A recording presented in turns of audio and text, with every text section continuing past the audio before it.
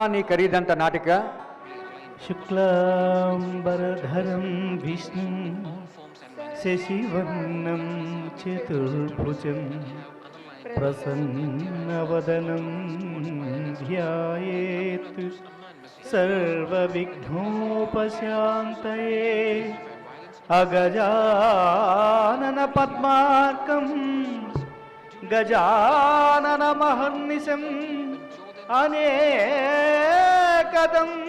తం భక్తానాం ఏకదం తముపాస్మహే ఏకదం తముపాస్మహే. సరే సరే సరే చెప్పి ఏదో వ్యాసం ఇప్పిస్తాను లేవయ్యా. సరే నువ్వు ఫోటోలేండి పంపించండి, ఈ ఫోన్ నెంబర్కి పంపించి. ఓ నేనేనయ్యా స్క్రిప్ట్ రైటర్ రామరావు అని మాట్లాడుతున్నాను. ఏదో ఎవరినో కమెడియన్ ఏదో ఒకటి చూద్దాంలే. ఫోన్పే నెంబర్ ఇదే, పంపించే ఈ నెంబర్కి పంపించే. సరే సరే సరే సరే. నువ్వేంటమ్మా అర్జెంటీనా రమ్మని పిలిచావు? నాకు కొన్ని పనులు ఉన్నాయి. అవతల ప్రొడ్యూసర్ గారికి కథలు చెప్పాలి, ఒప్పించాలి. అరే ఇప్పుడు మీ అమ్మ నాకు కథలు వినడం మానేసిందమ్మా. ఆ టీవీ సీరియల్ కథలు తిరిగి నాకు చెప్తోంది. అదేదో దిక్కుమాల సీరియల్ 5,000 ఎపిసోడ్లు అయ్యాయట. అర్ధరాత్రి పూట నిద్ర లేపి మరీ చెప్తుంది. వస్తే అది 5,000 కాదే, యుగాంతరం అయిపోయినా సరే ఆ సీరియల్ వస్తూనే ఉంటుందని చెప్పలేక చచ్చిపోతున్నాం. అది మీ అమ్మకి నాకు ఎప్పుడు ఉండేదే కానీ. సరే సరే సరే సరే. ఇంటికి ఏమిటి సంగతి? లేమ్మా, తెల్లారు చాలాసేపు అయింది. మనిషి వెళ్ళమని నిద్రపోతే ఎట్లా? నేను హాస్పిటల్లో నాయన దగ్గరికి వెళ్ళాలి. లే త్వరగా లే. ఏం చేయాలి? ఉద్యోగాలు చేయాలా, ఊళ్ళు వెళ్ళాలా? సెలవు రోజున పడుకొని అసలు ఈ దిక్కుమాల సంబంధం చేసినందుకు ముందు నీ పేట పిసికి చంపేయాలి. కన్న తండ్రిని కదమ్మా, అలాగే అనిపిస్తుంది. మరి కన్న కూతురు చేసిన సంబంధమేనా ఇది? ఇప్పుడు ఏమైందమ్మా? ఏమైందా? ఇతగాడు తల్లి నెల రోజుల నుంచి ఆసుపత్రికి ఇంటికి తిరుగుతానే ఉంది కదా. ఆ దిక్కుమాల మనుషులు పడుకోద్దని ఎందుకమ్మా చిన్నపిల్లని ఎంతలా బాధపడతావు? ఊరుకున్నానా? నీకేం తెలీదు. అది అసలే ముసదాన్ని మచ్చం, అన్ని రోగాలు వస్తాయి. వెళ్ళి లోపలికి వెళ్ళమ్మా. చివరికి ఆవిడ గారి ఆపరేషన్ కోసం నా మెడలో ఉన్న తాళిని కూడా తాకట్టు పెట్టేశాడు మీ అల్లుడు. ఓ అవును కదా, ఎంతసేపు అయింది వచ్చి? ఇప్పుడే వచ్చానయ్యా. వస్తాయనా? మంచినీళ్ళు ఏమైనా తీసుకుంటారా? ఇదమ్మా మర్యాద అంటే. ఈ ఇంట్లో మీకు మర్యాదలు ఏమిటండి? అంత మాట అన్నావు, అదే చాలే. చాలే ఆపు, ప్రేమలు పొంగిపోతున్నాయి. మీరు మాట్లాడుతూ ఉండండి, నాకు అర్జెంటుగా పని ఉంది, ఇప్పుడే చూసుకొని వస్తాను. వెళ్ళైనా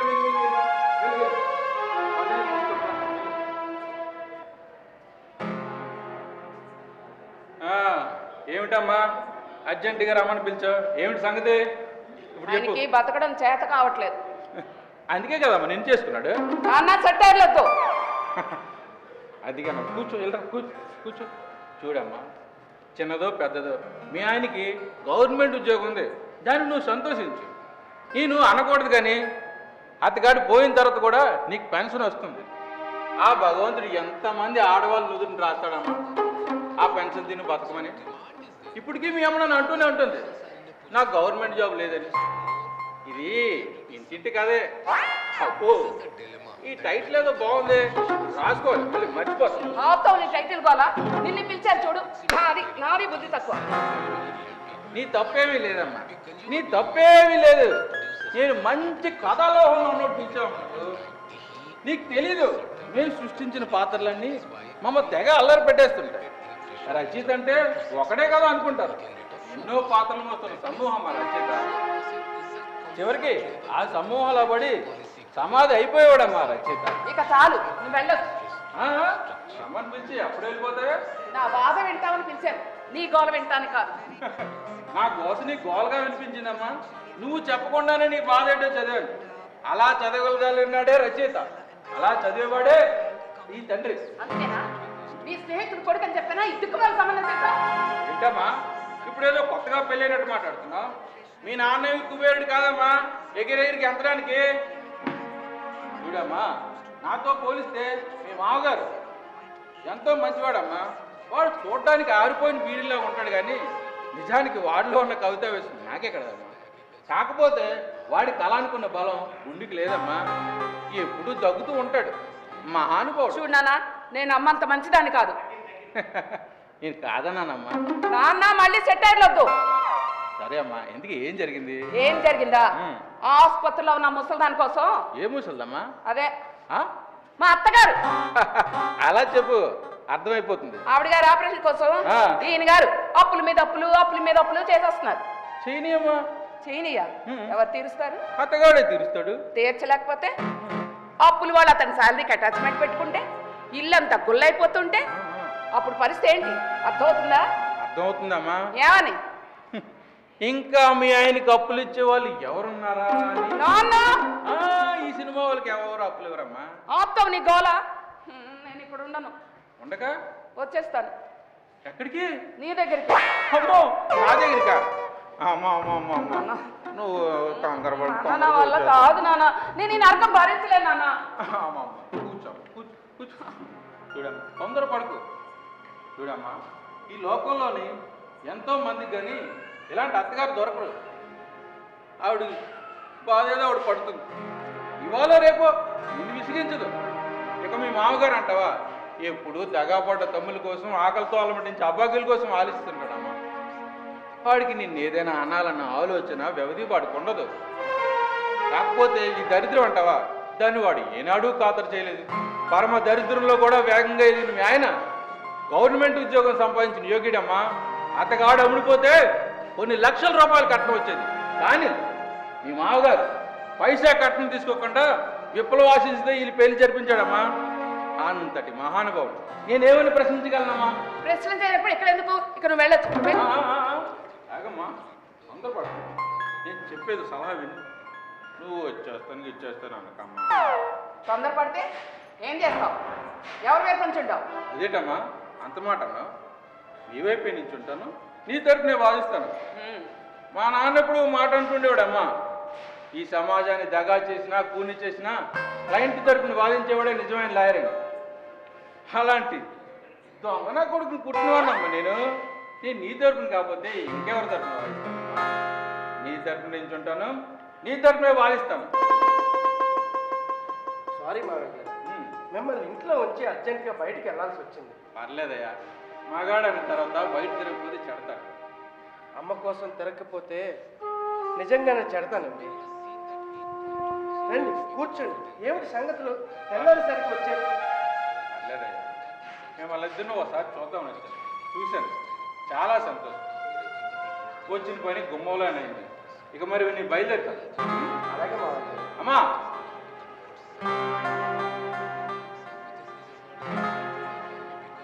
ఏంటి శ్రీవారు తెల్లారేసరికల్లా బిజీ అయిపోయారు? నాకు కూడా చెప్పకుండా చేసేంత రాజకార్యమా? నీతో చెబితే ఏమంటావో నాకు తెలుసు. చెప్పకపోయినా అంటాను. అయినా పెళ్ళాన్ని కూడా చెప్పకుండా చేసేంత రాజకార్యాలేమిటో. చేతిలో కొత్తగా కనిపిస్తుంది ఆ బ్యాగ్ ఏమిటి? ఇదా డబ్బు. డబ్బా? అప్పుగా తెచ్చారు. అప్ప? ఇంట్లో ఉన్నదంతా ఊట్ చేసిన చాలదా? మళ్ళీ దాని అవసరం వచ్చింది? అర్జెంటుగా కొంత డబ్బు అవసరం అయింది. అమ్మకి ఆపరేషన్ చేయాలట. అంత అర్జెంటుగా ఆపరేషన్ చేయకపోతే చచ్చిపోతుందా? అవును, చచ్చిపోతుంది. బ్రతికి ఎవరిని ఉద్ధరించాలతా? నన్ను ఇప్పటి వరకు ఉద్ధరిస్తుంది చాలదా? ఆవిడ గారు ఆపరేషన్ పెడితే ఇల్లంతా గుల్ల చేస్తుంటే చూస్తూ ఊరికిన దద్దమరు కాదు. అదేమిటి ఇంత రాస్తాను? దానికి కాదు, అప్పు తెచ్చింది, హాస్పిటల్కి వెళ్ళాలి. అట్లే నేను చెప్పేది విను. ఒక్కసారి ఆలోచించు.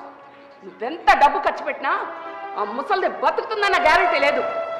తీరా ఆవిడ గారు పుట్టుకున్న తర్వాత చేసిన అప్పులు తీర్చలేక వడ్డీలు కట్టలేక చచ్చిపోతుంటే అప్పులు వాళ్ళ అమ్మ నా కూతురు తిడుతూ ఉంటే అప్పుడు పోయిన మీ అమ్మ కనిపించదు, బొమ్మ కనిపిస్తుంది. Be practical. నేను చెప్పేది విను. ఒక్కసారి ఆలోచించు. అవన్నీ ఆలోచించే సమయం లేదు. నన్ను వెళ్ళని. నీకు బుద్ధి లేకపోతే మీ నాన్నకే ఉండాలి. మా నాన్న గురించి మాట్లాడుకో. ఆయన ఇప్పుడు ఇక్కడ లేరు. అనను, ఎవ్వరిని ఏమి అనను. నన్ను నేనే అనుకుంటున్నాను. నా చేతకాని పని అని అనుకుంటున్నాను. నా తలరాతలు అనుకుంటాను. నా తలరాతలు అనుకుంటాను. తలరాతలు ఏం చేస్తాను? నేను మాట్లాడుతుంది వెళ్ళిపోతావండి. ఎక్కడికి వెళ్తాను ఇప్పుడు? దేనికి వెళ్తావు? పోట్లాడుతున్నావు. నేను పోట్లాడుతాను. నేను చెప్పేది ఒక్కసారి ఆలోచించు. నీ అమ్మగారికి నీ మంచం మీదే, మనం ఆసుపత్రిలో ఉన్నాము, ఇంట్లో ఉన్నాము, తెలియక చస్తున్నాను. రేపు మనమైనా అంతే. రేపటి గురించి ఆలోచిస్తే ఇప్పుడు ఈ జీవితాన్ని నేను నరకం చేసుకోలేను. అయితే ఇప్పుడు నన్ను ఏం చేయమంటావు? నువ్వేం చేయలేవు. నన్ను వదిలే. నువ్వు వదిలేయాల్సిన తప్పుడు నువ్వేం చేసావు? తప్పు చేస్తే వదిలేస్తావా? ఏమిటి ఎలా మాట్లాడుతున్నావు? ఎలా మాట్లాడాలో తెలియక నన్ను విసిగించక. నేను చెప్పేది అదే. నా జీవితం గురించి ఎన్నో కళలు కన్నాను. కళ్ళలు అందరూ కంటారు. నా కళలో నువ్వు లేవు. నువ్వు ఉన్నావు నా కళ్ళ. మరి నేను ఎందుకుంటాను? మీ అమ్మ ఉంటుంది. అవును, అమ్మే ఉంటుంది. నా కోసం ఎన్నో త్యాగాలు చేసింది. ఈరోజు ఆసుపత్రిలో అవస్థ పడుతూ ఉంటే అనాథలా వదిలేయమంటావా? అనాథలా వదలద్దు, ఆశ్రమంలో చేర్పించు. నేను ఇంకా బ్రతికే ఉన్నాను. నేను బ్రతకాలనుకుంటున్నాను. మీ నాన్నగారి దగ్గుతోటి, ఆ ముసదాని మూలుగులతోటి చావాలనుకోవడం లేదు. మా అమ్మ శరీరానికైనా రోగం, నీ మనసుకు రోగం, నీ ఆలోచనకు రోగం. నిన్ను చూస్తుంటేనే అసహ్యం వేస్తుంది. హలో, హాస్పిటల్ నుంచి మాట్లాడుతున్నానండి. వస్తున్నానండి. నేను మాట్లాడుతుంటే సమాధానం చెప్పకుండా వెళ్ళిపోతావేంటి? నీతో వాదించే ఓపిక తీరిక నాకు లేదు. నన్ను వెళ్ళని. ఉండదు. నీకు ఓపిక ఉండదు. నీకు పెళ్ళం అక్కర్లేదు, కూతురు అక్కర్లేదు. ఆ డబ్బు ఖర్చు పెట్టడానికి వీల్లేదు. ఎవరు ఇవో ఎవరన్నా నిన్ను? చిన్నప్పటి నుంచి మా నాన్న అనుకోవట్లేదు. అందుకే ఎలా తయారయ్యో? నువ్వు బాధపడవు. ఆ నమ్మకం ఏడాది పోయింది. నాశనం అయిపోతావు. ఎప్పుడో నాశనం అయిపోయాను. ఆ ముసలిదాన్ని ఆపరేషన్ కోసం ఇల్లంతా గొల్ల చేస్తూ ఉండు. ఇంకా నాశనం అయిపోతావు. ఈ ముసలి పద్ధతి ఎప్పుడు వదులుతుందో కానీ. నా తల్లి కోసం ఒక్క మాట మాట్లాడినా ఏం చేస్తానో నాకు తెలియదు. అంటాను. ఒక్కసారి కాదు, 1000 సార్లు అంటాను. ఆ ముసలముండ తత్తగా నా బతుకు చెప్పలేదు. నన్ను కొడతావా? చూడు, నిన్నేం చేస్తానో చూడు. నిన్ను జైల్లో పెట్టించకుండా చూడు. ఈ పళ్ళ వెంట చూపిస్తాను నా కోడక.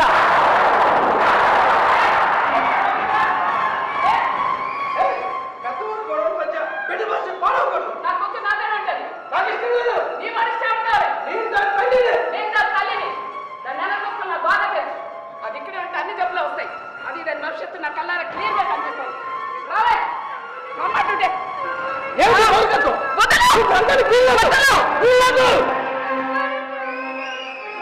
ఎలా వెళ్తావో నేను చూస్తాను. నా బట్టలో సూట్కేసి వెళ్ళారావో అదే చూస్తాను. రావే రా.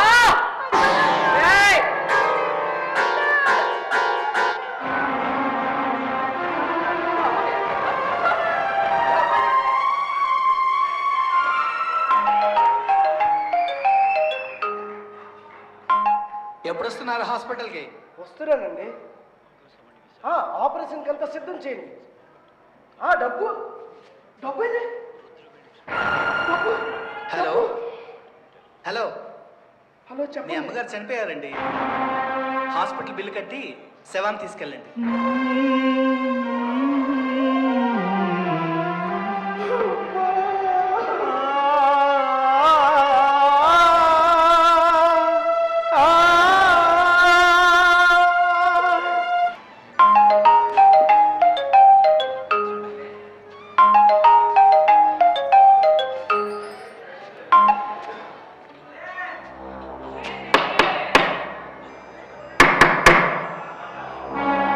అంటే నువ్వేనా? అవును సార్. నీకు ఫోన్ తీసి అలవాట్లేదా? ఎన్నిసార్లు ఫోన్ తీసినా తిరిగిపోయేసరికి మా ఎస్ఐకి అనుమానం వచ్చింది. అందుకే చూసి రామన్నాడు. ఉంటే తీసిరామన్నాడు. కలవా దేనికి సార్? ఈ నెల రాసు నీకు పోలీస్ స్టేషన్లో ఇస్తారు, తీసుకుంటారు కదా. ఏది అంటామైతయ్యా, ఈ ఆవిడ మీద రిపోర్ట్ ఇచ్చింది. అది చూసి మా ఎస్ఐ అగ్గి మీద కుక్కలు వేయమంటాడు. కలవా. నేను ఇప్పుడు రాలేనండి, మా అమ్మగారు చనిపోయారు. నా చిన్నతనాన్ని గుర్తుకు తెచ్చావయ్యా. నేను అంతే, చిన్నప్పుడు స్కూల్ ఎగ్గొట్టేవాడిని. ఏరా నిన్న స్కూల్కి రావాలని మాస్టర్ అడిగితే, సార్ మా నాయనమ్మ చనిపోయింది సార్ అని అబద్ధాలు చెప్పేవాడిని. అలాంటి అబద్ధాలు ఇల్లు చెప్తారు కానీ పదరా. నిజం సార్, దాన సంస్కారం చేసుకుని వస్తాను. ఏంట్రా ఆవు పులి కథ చెప్తున్నావా? అమ్మడానికి ఈ కథలో నేను పులిని కాదురా పోలీస్. అయినా మీ అమ్మ చచ్చిపోతే శవం దగ్గర ఉండక ఏం చేస్తున్నావు ఇక్కడ? హాస్పిటల్ కట్టవలసిన డబ్బు మా ఆవిడ ఎత్తుకుపోయింది. బిల్లు కడితే కానీ అమ్మ నివ్వనట్టున్నారు హాస్పిటల్ వాళ్ళు. వదిలే మాకు శవాన్ని అప్పచెప్తారు, మేము అనాథ సేవలా కాల్ చేస్తాం. నువ్వు దూరం నుంచి నిలబడి దండం పెట్టుకుంటూ కానీ డబ్బులు మిగిలిపోతాయి. అంత మాట అనుకోండి సార్, నేను ఇంకా బ్రతికే ఉన్నాను. డబ్బు దొరకలేదని నా తల్లిని అనాథ శవంలో వదిలేయలేను, దిక్కులేని శవంలో ఊరి చివర పారేయలేను. ఎంతో పుణ్యం చేస్తే గాని పుణ్యస్త్రీ చావు రాదంటారు. ఆ అదృష్టం మా అమ్మకి దక్కింది. మా అమ్మకి అన్ని చేసే సాగనంపాలి. జన్మనిచ్చినందుకు నా తల్లి రుణం తీర్చుకోలేండి సార్. హలో, శవానికి ఎంతసేపు కాపలా కాయమంటారు? అవతల డాక్టర్ గారు దెబ్బలాడుతున్నారండి. వస్తున్నానండి, డబ్బు ఇంకా సెట్ అవ్వలేదు, 1 గంటలో వచ్చేస్తాను. సరే, శవాన్ని మార్చులకు పంపిస్తాం. తర్వాత పెనాల్టీతో బిల్లు కట్టి శవాన్ని తీసుకెళ్తారు కానీ. సార్ కొంచెం దయచేపండి ప్లీజ్. ఎవరయ్యా? హాస్పిటల్ వాళ్ళండి, అర్జెంటుగా బిల్లు కట్టమని ఫోన్ చేశారు. ఏది ఫోన్ ఇటు సార్, వీరితో ఒక్కసారి మాట్లాడండి. హలో, చెప్పండి. ఏంటి, నువ్వు వచ్చి హాస్పిటల్ బిల్లు కడతావా? అక్కడికే వస్తున్నా. వాళ్ళ అమ్మకి నిన్న మత్తి ఇచ్చిన తర్వాత ఒంటి మీద నగలు మాయమైపోయి రిపోర్ట్ ఇచ్చాడు. అది ఎంతవరకు నిజమో ఎంక్వైరీ చేయడానికి అక్కడికే వస్తున్నా. సార్, మీరు పోలీసుని అర్థమైపోయింది సార్, క్షమించండి సార్. కావాలంటే శవాన్ని తీసుకుని వెళ్ళమనండి, బిల్లు మాత్రం తప్పకుండా పే చేసేలా చూడండి సార్. అవతల మా హాస్పిటల్ రెప్యుటేషన్ దెబ్బతింటుంది sir. Please sir, please. Hospital bill ఎంత కట్టాలయ్యా? సుమారు 30,000 దాకా కట్టాలి సార్. డబ్బు లేదంటున్నావు, అంత డబ్బు ఎక్కడి నుంచి తీసుకొస్తావు? అంత అర్జెంట్గా అప్పు ఎవరు వస్తారయ్యా? ప్రయత్నిస్తాను. స్టేషన్కి వెళ్తే ఇంకెక్కడ ప్రయత్నిస్తావయ్యా? పదమలా స్టేషన్కి తర్వాత వస్తాను సార్. ఓహో, ఇది మరీ బాగుందయ్యా. మా ఎస్ఐ చండశాసన్ అని చెప్పానా? ఇప్పుడు కానీ నిన్ను తీసుకెళ్ళలేదా మన ఇద్దరు కలిపి దిగుతాడు. నన్ను నమ్మండి సార్. అమ్మ సార్, తిరిగి అర్ధరాత్రి ఇంటికి వచ్చిన తను తినకుండా నా కోసం రానాయనా అంటూ ఎదురొచ్చేది. నా కోసం కళ్ళల్లో ఒత్తులు వేసుకొని ఎదురు చూసేది. కూర్చోబెట్టి అన్నం తినిపించేది. తింటున్నంతసేపు నా తల నిమురుతూ, మధ్యలో వెక్కిళ్ళొచ్చిన పొలమారిన నా మాడు మీద తడుతూ, నాకు మంచినీళ్ళు తాపిస్తూ, నా కళ్ళల్లోకి చూస్తూ ఉండిపోయేది సారీ అయ్యా, ఏదో తప్పించుకోవడానికి అబద్ధం చెప్తున్నాను అనుకోను, కానీ ఎంత ఘోరం జరుగుతుంది అనుకోలేదు. సరే, నేను వస్తే బాడీ ఇస్తాను, మరి తర్వాత సంగతి అంతిమేత ఎలా చేస్తావు? దానికి కావాల్సిన డబ్బు ఉందా నీ దగ్గర?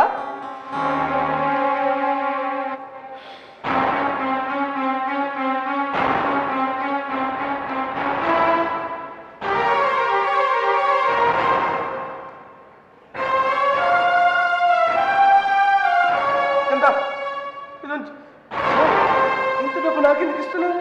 మనం మనుషులు అయ్యా. నేను అప్పే చేశాను వేరే పని కోసం. నా పని అంత అర్జెంట్ కాదు.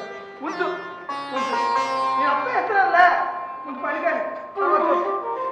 సార్, మీరు నా పట్ల దేవుడు సార్. పొగడ్తలు వద్దయ్యా. పోయిన వాళ్ళ కోసం ఏదైనా చేస్తే అది పుణ్యమని, అది మనల్ని మన కుటుంబాన్ని కాపాడుతుందని మా అమ్మ ఎప్పుడూ చెబుతుండేది. ఇలాంటి మంచి మాటలు అమ్మలే కదా చెప్తారు. ఇలాంటి స్థితిలో కూడా మీ ఆవిడ నీ మీద రిపోర్ట్ ఇచ్చిందంటే ఈ కేసులో నిజాలు నాకు అర్థమవుతున్నాయి. అయినా నీ చేయగలిగింది ఏం లేదు, నీ మీద జాలిపడడం తప్ప. సరే, నేను వస్తే కానీ బాడీ ఎవరు పదా రూల్స్ మాట్లాడతారు. రూల్స్ మనకు కొత్త, కానీ వాళ్ళకి కాదు. వాళ్ళకి కనికరం ఉండదు, వాళ్ళకి అది అలవాటు. పద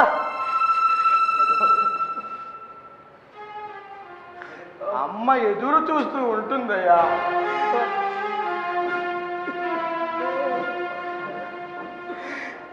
అమ్మా అమ్మా అమ్మా అమ్మా అమ్మా.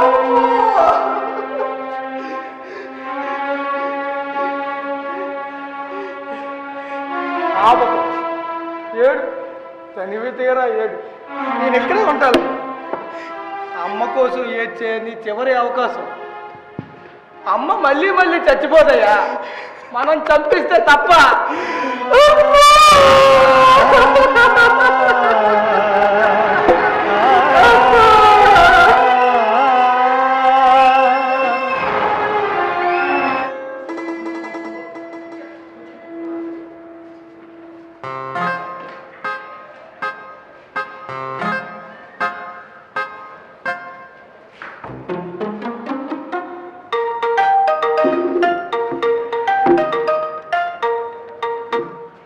హలో,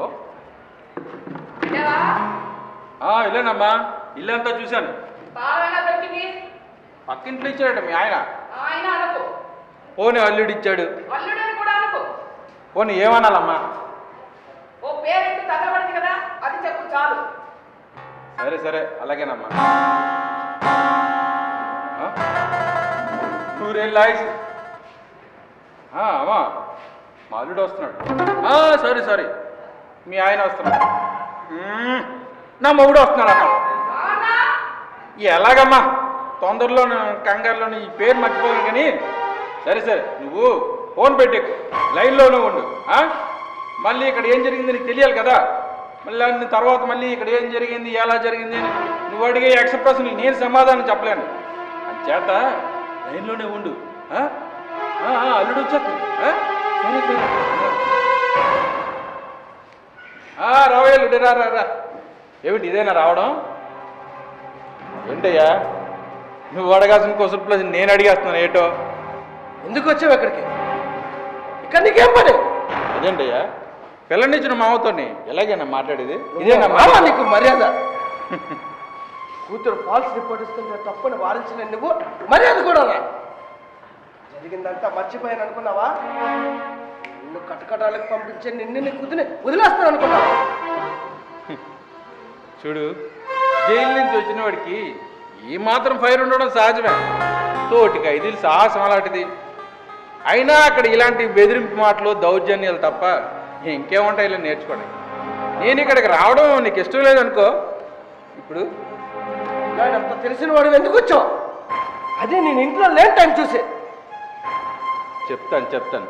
నువ్వు తాళం పక్కింట్లో ఇచ్చి వెళ్ళావు కదా, వాళ్ళేమైనా ఇంట్లో సామాన్లు పట్టుకుపోతే? నీ కూతురు పట్టి ఇంట్లో ఏముంటుంది పట్టుకుపోవడానికి? మంచి జోకే.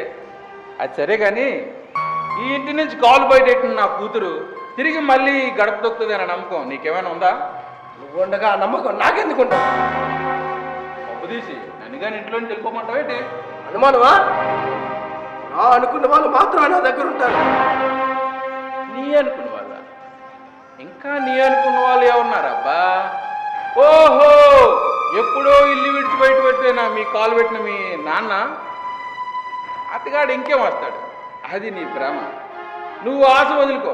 అసలు మీ నాన్న గురించి నీకేమైనా నాన్న గురించి మాట్లాడాలంటే మర్యాద ఉండదు. ఊరుకుంది, నీకు నాకు మర్యాద ఏంటి కానీ.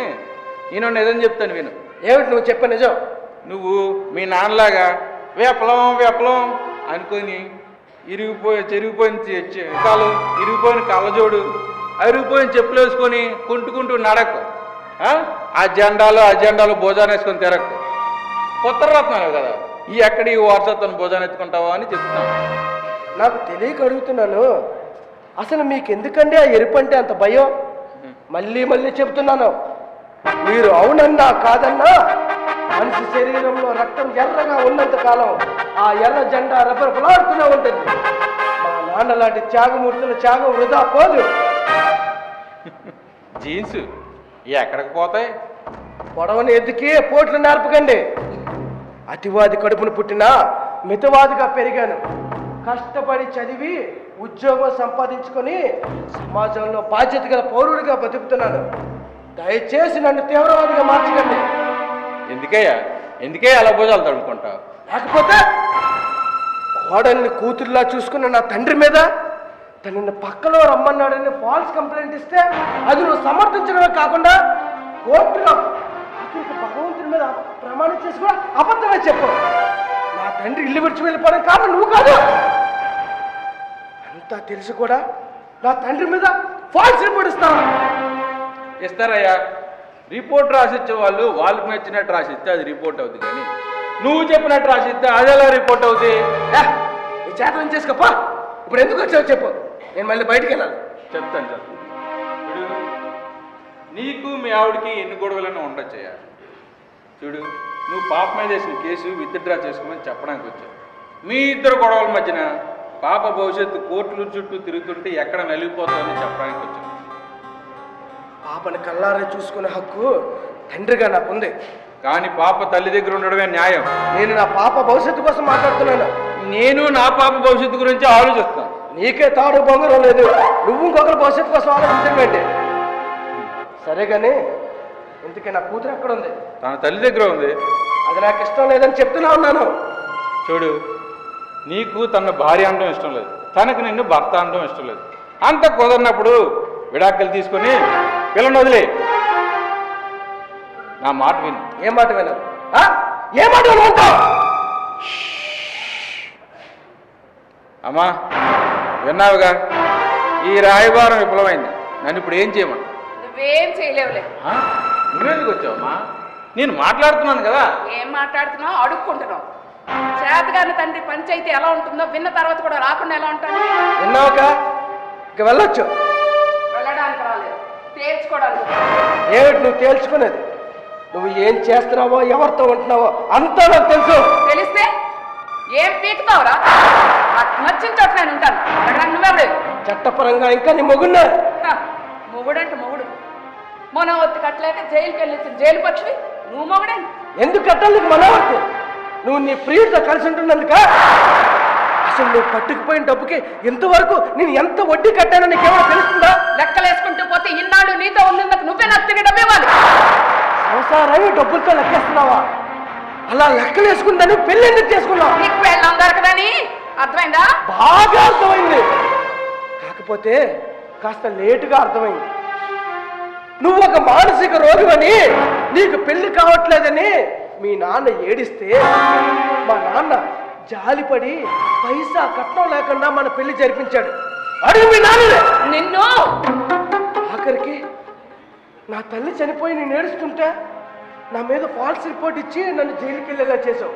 అసలు నీలాంటి దాన్ని చేసుకున్నందుకు నా చెప్పుతో నేను కొట్టుకోవాలి. కొట్టుకో, బాగా కొట్టుకో. ఇంకా ఎందుకు బతుకున్నానని కుమ్మరి మీద కొట్టుకో. ఇంకా నేను బ్రతికే ఉన్నాను అనుకుంటున్నావా? నీ మాటలతో చేష్టలతో నేను ఎప్పుడో చచ్చిపోయాను. ఇప్పుడు నేను బ్రతికున్న శవాన్ని. శవమేరా, శవమే. నిజంగా నువ్వు శవమే. ఏమిటో మాటలు? నలుగురు వింటే ఏమనుకుంటావు? నువ్వేంటయ్యా పర్సనల్ గొడవలు పబ్లిక్లో తీసుకురావద్దని ఎన్నిసార్లు చెప్పాను నీకు? నీ కూతురు ఏనాడైతే నా జీవితంలోకి వచ్చిందో నాకంటూ పర్సనల్ లైఫే లేదు, అంతా పబ్లికే. దీనంతకే కాదా నువ్వే? కాదు నువ్వే.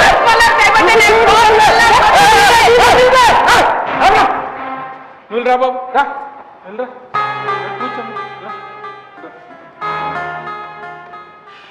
నేను మాట్లాడతాను కదా, ఉండు.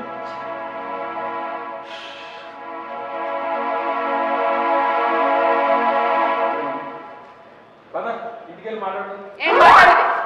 అంతా చేసి నువ్వే. మధ్యలో నేనేం చేశాను? ఏం చేసావా? ఈ దిక్కమాలను సంబంధం చేసావు చాలు.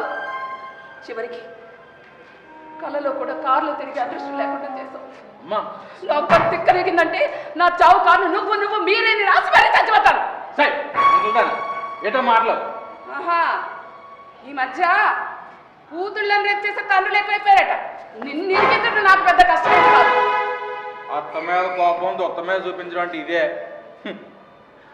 ఇది మరీ బాగుంది. ఇప్పటి వరకు నన్ను నేను మేధావుగా ఊహించుకున్నాను. మేధావులు అవసరమైన సమయంలో మాట్లాడారంటే ఏమిటో అనుకున్నాను. ఎంతటి కంచుగొంట్లు ఉన్న తర్వాత మేధావులు మాత్రం ఏం చేయగలరు? అంచేత ఎక్కడ దొంగలు అక్కడే గప్చు. నాకెందుకు గోల? నేను వెళ్ళి వస్తాను ఆయన. అమ్మా, నేను కొంతమందిని ఇలా కూడా పుట్టిస్తావా? నిన్ను నీ అమ్మ బాబులు పుట్టించవా? అలాగే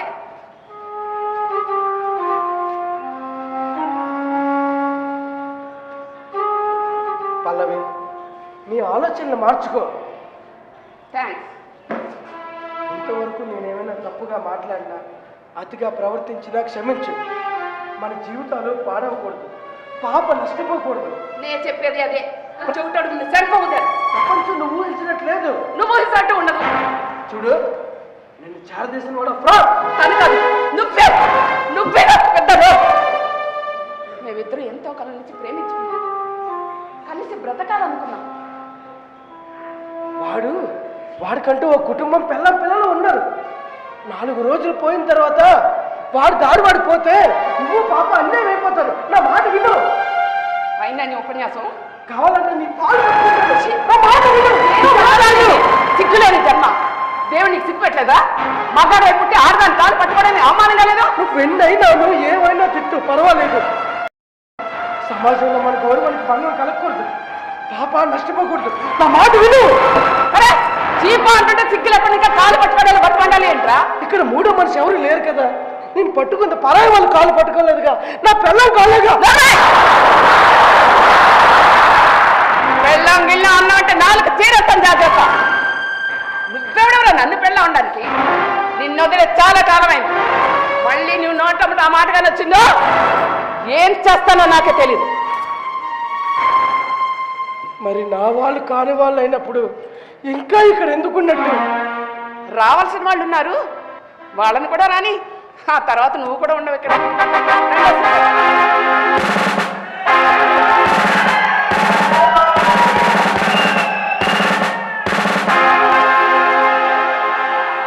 ఇప్పుడే వచ్చాడు సార్. మళ్ళీ ఎక్కడ వెళ్ళిపోతాడని మా నాన్న ఆయన కాపలా పెట్టాను. నిన్న సాయంత్రం మా ఇంటికి వచ్చాడండి. తన మీద పెట్టిన కేసులన్నీ డ్రాప్ చేసుకోమని నన్ను బెదిరించాడు సార్. తినలేదని కత్తితో దాడి చేశాడు. ఇదిగో చేతికి గాయం కూడా అయింది. ఇదిగోండి sir MLC report. Only certificate తర్వాత డాక్టర్ గారు మీకు ఇస్తామన్నారండి. ఏరా అంత అబద్ధం చెప్తుందండి. నిన్ను వారికి ఇళ్ళ సాక్ష్యం ఉందరా. ఇరుగు పొరుగు వారిని ఎంక్వైరీ చేసుకోవచ్చాను. అక్కడికి ఎందుకు వెళ్ళావు చెప్పు. అంతా మా లాయర్ గారు మాట్లాడతారు. ఇప్పుడు బొక్కలేసారు అనుకో, నీ లాయర్ వెళ్తావు, నువ్వు వెళ్తావా? మాట్లాడవే. నేను తప్పు చేశానని లోపలేస్తారు. తను ఎవరితోనో ఉంటుంది, అది అడిగితే తప్ప. నాకు విడాకులు ఇవ్వకుండా మరొకరితో ఉండొచ్చా? అది తప్పు కదా. అదేలా తప్పు అవుతుందిరా? ఉన్నతమైన న్యాయస్థానమే ఉన్నతంగా ఆలోచించి అక్రమ సంబంధం తప్పు లేదని తీర్పిస్తే తప్పని చెప్పడానికి తను నచ్చిన వాడిగా ఉంటుంది. కావాలంటే అడాల్సి గ్రౌండ్ కింద విడాకులుగా చేసుకో. ఓటు వారు తీర్పిస్తే తీసుకో, అంతేగాని ఇంటికి బలపడతావా? కడుపు రగిలిపోతుందండి. ఏంటి ఇలాంటి తీర్పులు కూడా ఇస్తారా? అయినా నేనే తప్పు చేయలేదండి. నువ్వు ఏ తప్పు చేయకపోతే ఆమె చేతిగా గాయాలకు వచ్చింది. తనకు అది అలవాటేనండి, తనకు అది అలవాటే. నేనే గాయం చేయలేదు, తనే సెల్ఫ్ ఇంప్లికేషన్ చేసుకుంటుంది నన్ను లోపల వేయడానికి. ఇంతకీ నా ప్రశ్నకు సమాధానం రాలేదు. నువ్వు అక్కడికి ఎందుకు వెళ్ళావు? నా కూతురు కోసం వెళ్ళాను. నా కూతురు నాకు ఇచ్చేయమనండి సార్. తర్వాత నా మీద ఎన్ని కేసులైనా పెట్టుకోమనండి. కూతురి మీద అంత ప్రేమ ఉంటే కేసు వేసుకో, పాప కావాలని. వేసుకున్నాను సార్, కోర్టులో కేసు వేశాను. కోర్టు ఆర్డర్ ప్రకారం పాపను నేను కోర్టుకు తీసుకురావాలి, కానీ తేలేదు. ఒంట్లో మగకపోతే ఎలా తీసుకురాను? ఎలా తీసుకురాను సార్? అసలు విషయం అది కాదండి. సెక్సువల్ కూడా నన్ను హెరాస్ చేయాలని చూస్తున్నాడు సార్. అందుకే ఇంటి చుట్టూ తిరుగుతున్నాడు సార్. హెడ్గారు సార్, వీడి మీద 326 కేసు ఫైల్ చేయండి. Sir attempt murder case file చేయండి సార్. మాకు తెలుసమ్మా, మాకు తెలుసు ఏ కేసు పెట్టాలి, ఏ కేసు పెట్టకూడదు. కావాలంటే కోర్టులో కేసు వేసుకో. ముందు తీసుకెళ్ళండి. సార్ సార్, ఇది మరీ అన్యాయం సార్. చట్టం మీద న్యాయం మీద నమ్మకం పోయేలా చేయకండి. ఆయన వదిలేస్తే రోజంతా మాట్లాడే తీసుకెళ్ళండి. సార్ సార్, నేనే తప్పు చేయలేదు సార్, నేనే తప్పు చేయలేదు. నన్ను నమ్మండి.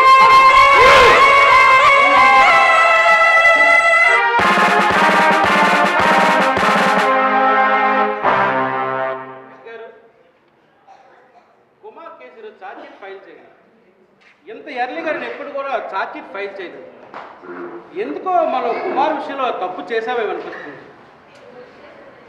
పాపం అనిపిస్తుంది. చట్టాలు మరి ఎంతగా స్పందిస్తారు.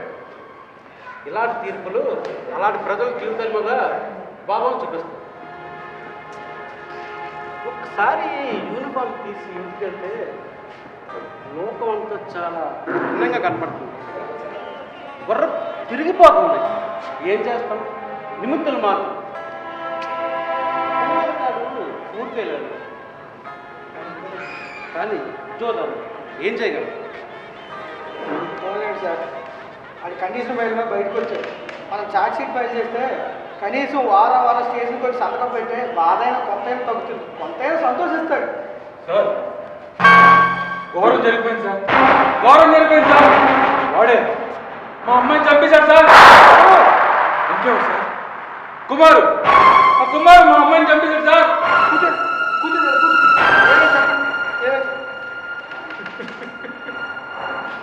నిర్దాక్షిణ్యంగా చంపేశాడు సార్. కోర్టు వాడికి అనవసరంగా బెయిలిచ్చింది, జైల్లో ఉండాల్సింది. ఇప్పుడు చూడండి ఎంతటి ఘోరం జరిగిపోయిందో. వాడో కాదో మా ఎంక్వైరీలు తెలియాలి. వాడికి ఒక ఇంకెవరు చేస్తారు సార్? నీ కూతుర్ని ఉంచుకున్నాడు చంపొచ్చు, లేకపోతే వాడు పిల్లలు చంపొచ్చు.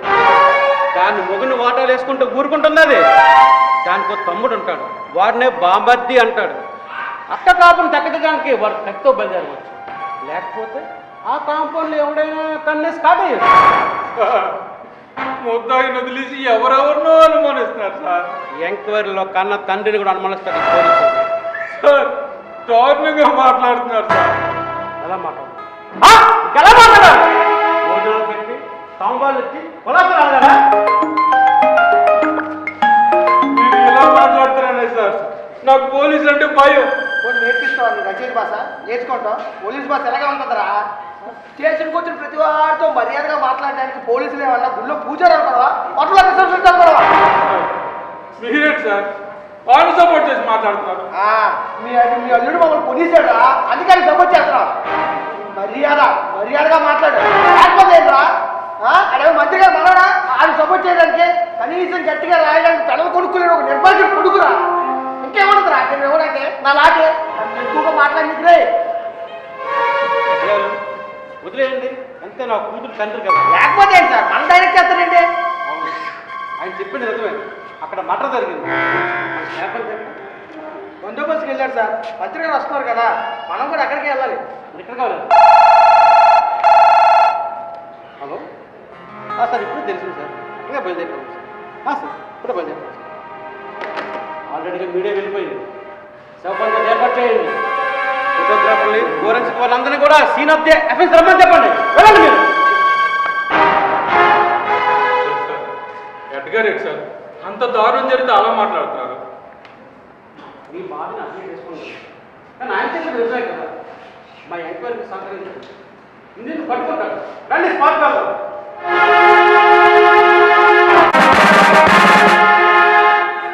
Useless, non sense.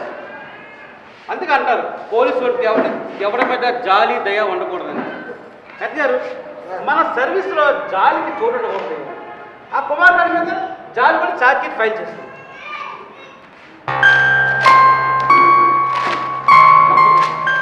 చాలా తప్పు చేశాను. ఇంకా నా ఎంక్వైరీ పూర్తి కాదు. అదే ఆ పిల్ల తను బాగుంటాను రమ్మని చెప్పండి.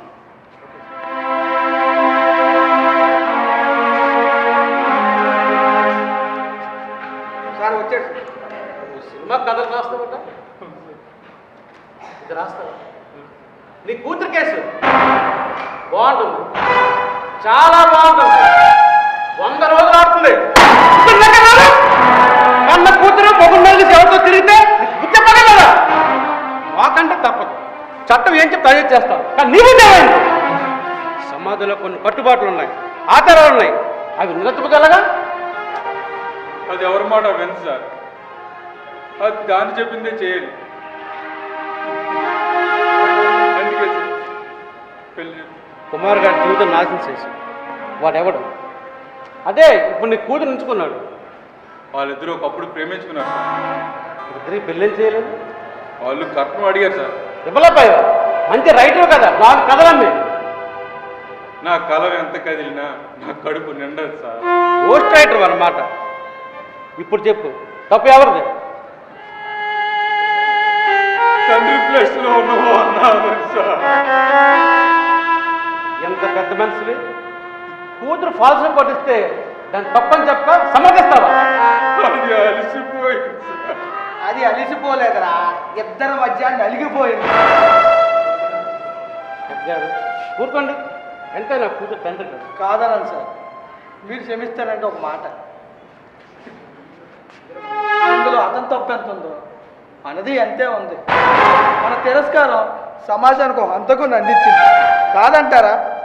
ఓ ఆడది రిపోర్ట్ ఇస్తే చాలు వెంటనే ఎఫ్ఐఆర్ కట్టేస్తాం. లేకపోతే పై ఆఫీసర్ తిడతాడని, మనం సస్పెండ్ చేస్తారనే భయం, మహిళా మండలి వాళ్ళు అరుస్తారని, టీవీల ముందు కూర్చుని డిబేట్లు పెడతారని, పేపర్లో రాసేస్తారనే భయం. ఆ కుమార్ చెప్పింది నిజం. మగవాడికైనా ఆడదానికైనా కన్నీరు కన్నీరే. ఎవడో ఎదవన్నాడు వైద్యం వాగాన్ని నమ్మొద్దని, చుప్పు తీసుకుని కొట్టాలండి. ఇప్పుడు ఈ పెద్ద ఆయన ఏడుస్తున్నాడు వాళ్ళ కూతురు కోసం. ఇది కన్నీరు కాదంటారా? ఆ కన్నీటికి విలువ లేదంటారు. వీళ్ళు అల్లుడు వేచాడు తల్లిదండ్రుల కోసం, వాళ్ళ కూతురు కోసం. నేను చూశాను సార్, నేను చూశాను. ఇకనైనా మనం మారాలి సార్. రిపోర్ట్ ఆడదిచ్చినా మగవాడిచ్చినా మనం తీసుకోవాలి సార్. అప్పుడే సమాజానికి ఒక భయం ఉంటుంది. ఆ చట్టాలన్నీ ఆడవాళ్ళు చుట్టాలనే భావన పోతుంది సార్, భావన పోతుంది. ఉన్నారా? నువ్వు ఏ కూతురు కోసం అయితే ఎంత మౌనం వహించావో ఈరోజు ఆ కూతురు లేకుండా పోయింది. ఎందుకు నీ మానవాళ్ళు ఎక్కడ? తెలియదు సార్. ఆ పిల్ల ఈ కేసులో ముఖ్య సాక్షి. వాడే సార్. ఆ కుమార్ ఎత్తుకెళ్ళిపోయింది సార్. అలాగని కంప్లైంట్ రాశారు. గాలించండి మొత్తం, రైల్వే స్టేషన్, బస్ స్టాండ్లు మొత్తం గాలించండి. 24 గంటల వరకు ముందున్నారు. మీరెక్కడికి వెళ్ళవసరం లేదు, నేను ఎక్కడే ఉన్నాను. నువ్వేంటి లోపల నుంచి వస్తున్నా? కళ్ళుగొప్ప లోపలికి ఇప్పుడు దూరం వచ్చి చాలాసేపు అయింది. లోపలేం చేస్తున్నా? నేను వచ్చేసరికి స్టేషన్ అంతా ఖాళీగా ఉంది. సెంట్రీ కూడా దూరంగా చెట్టు కింద నిద్రపోతున్నాడు. అలసిపోయానేమో, ఆదమర్చి నిద్రపోయాను. ఏరా స్టేషన్ నీ బాబు గారు అనుకున్నావా? పర్మిషన్ లేకుండా రావడానికి పోవడానికనే ఎట్గారు సార్ కుమ్మేళ్ళ కొడుకుని భాష సరిగా రానియండి. ఆ నా కొడుకులు ఈ నా కొడుకులు అంటే పడేవారు ఎవరు లేరు ఇక్కడ. ఏంటో లెక్కలు మారిపోతున్నాయి. పరిస్థితులు సార్ బోధపడింది అనమాట. ఎద్దెప్పుడో ఒకే పడుకో సార్. కొండ ముందు ఊతరం వల్ల అయింది. సరిగా ఈ వల్ల కాదు. మరో మాట చెప్పు.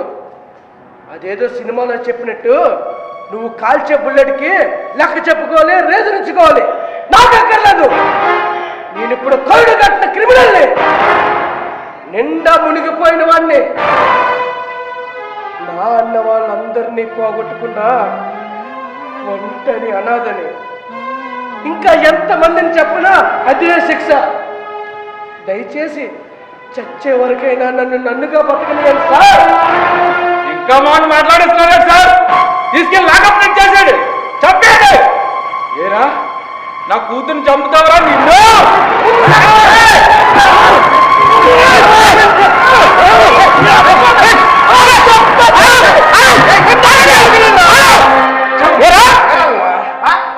ఇక్కడ పాల్గొని చేస్తారా?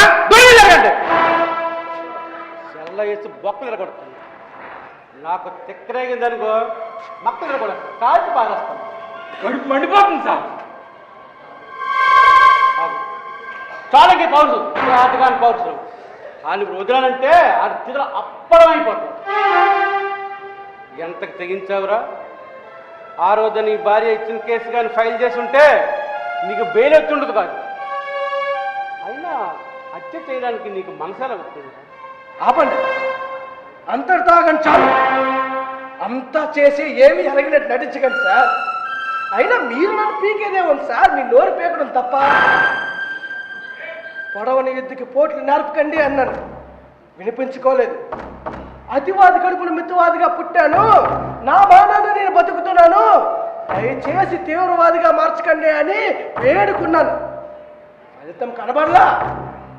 దారి తప్పిన నా భార్య కాళ్ళ మీద పడ్డాను, బతిమాలుకున్నాను, వేడుకున్నాను, వినలేదు సరికదా, అసహించుకుంది. ఇన్నాళ్ళు నేనెవరి కోసమైతే బ్రతికాను, ఆ నా చిన్నారి, నా ముద్దుల కూతురు నూతుల సామర్థ్యాలు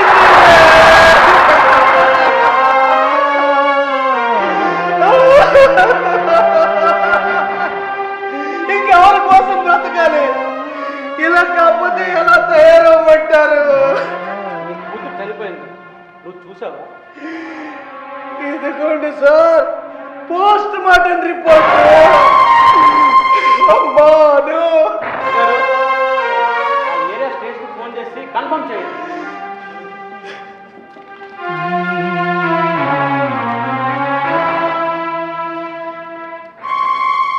హలో, ఆ కూతురు నుంచి మాట్లాడుతున్నాను. కుమార్ వాళ్ళ బాబు కోసం అండి, చనిపోయిందని పోస్ట్ మార్టం రిపోర్ట్ పట్టుకొచ్చాడు.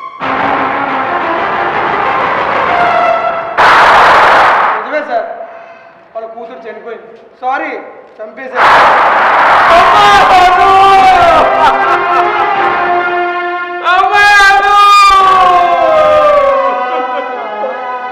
ఎంత ఘోరం జరిగింది తల్లి, నీకప్పుడే 100 ఏళ్ళు నిండిపోయాయా తల్లి? నాన్న దగ్గరకు ఒక్కసారి తీసుకెళ్ళవా తాతయ్య అని ఎన్నో సార్లు అడిగింది నా మనవరాలు. దౌర్భాగ్యాన్ని కన్న కూతురు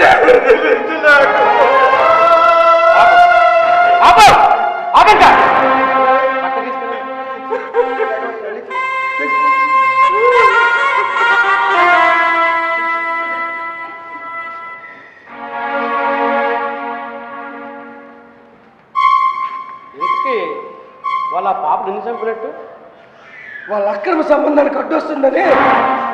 అక్రమ సంబంధం రుజువైతే నేను మనోవర్తి కట్టవసరం లేదు, విడాకులు కూడా మంజూరు అవుతాయి. కానీ దానికి సాక్ష్యం కావాలి, అంటే పోలీసులు కేసు కట్టాలి. మీరేమో అవును, అక్కడ శవం మొండు మాత్రమే ఉంది, పారేసావా?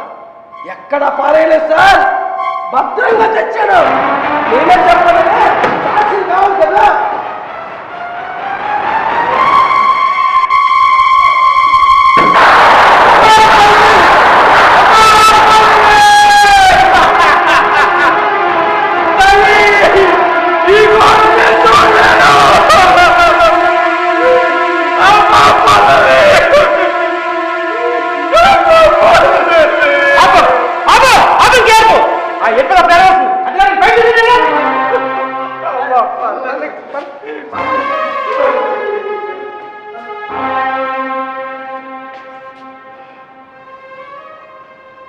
నువ్వేనయ్యా అడిగింది ఆలస్యం, తెగిన తల ఇక్కడ పెట్టావు, చాలా భయంకరంగా ఉంది. నేను కప్పు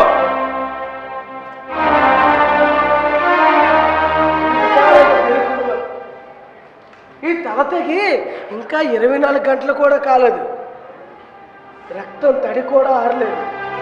దీన్నే మీరు భరించలేకపోతుంటే ఎప్పుడో తెగిపోయి కుళ్ళి కంపు కొడుతున్నా ఈ తల మాట ఏమిటి సార్?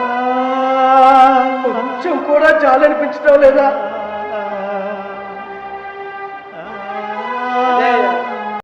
ఎందుకు వదిలేసావు? అదే నీ పిల్ల ఉంచుకున్నాడు, ఆడిని కూడా వేసేయాల్సింది కదా. దరిద్రం పోయింది పనిలో పని. వాడు ఊరు విడిచి పారిపోయాడు సార్, వాడిని వదలడు. రేపే పేరెంట్ మీద బయటకు వచ్చినప్పుడు వాడిని లేపేస్తాను. నిన్ను చంపడానికి 25 లక్షలు డిమాండ్ చేశాడు. 25 రూపాయలు కత్తితో సరిపెట్టేశాను. వాడిని చంపడానికి ఇంకో 25 రూపాయలు నా దగ్గర ఉన్నాయి సార్. ఏం చెప్తుంది సార్ మీ చట్టం? అక్రమ సంబంధానికి అడ్డొస్తుందని పసి పిల్లల్ని చంపేమని చెప్తుందా మీ చట్టం? ఈ చట్టపు ఇరుసుల్లో పడి నలిగిపోయాను. అక్రమ సంబంధాల అడ్డదారులన్నీ నెత్తిటమయమని ఈ లోకం ఎప్పుడు తెలుసుకుంటుందో, వాళ్ళిద్దరూ అక్రమంగా కలిసి ఉన్నారని గొంతెత్తి అరిచాను. తీర్పులు అలా ఉంటే మేమేం చేయగలమని నన్నే ప్రశ్నించాను. నేను సాక్ష్యం కోసం వెళ్తే నన్నే మూసేస్తారు. ఆ రోజు కనుక మీరు కేసు కట్టుంటే నా కూతురు నాకు దక్కేది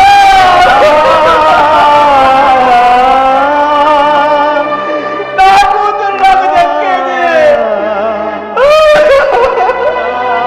నేను హత్తకుండా ఉండేవాడిని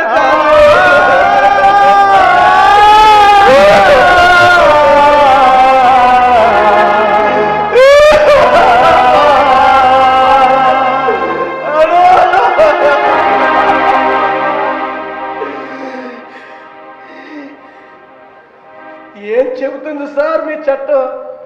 మీ చట్టానికో నమస్కారం, మీ శిష్టానికో నమస్కారం, మేధావుల నిశ్శబ్దానికో నమస్కారం.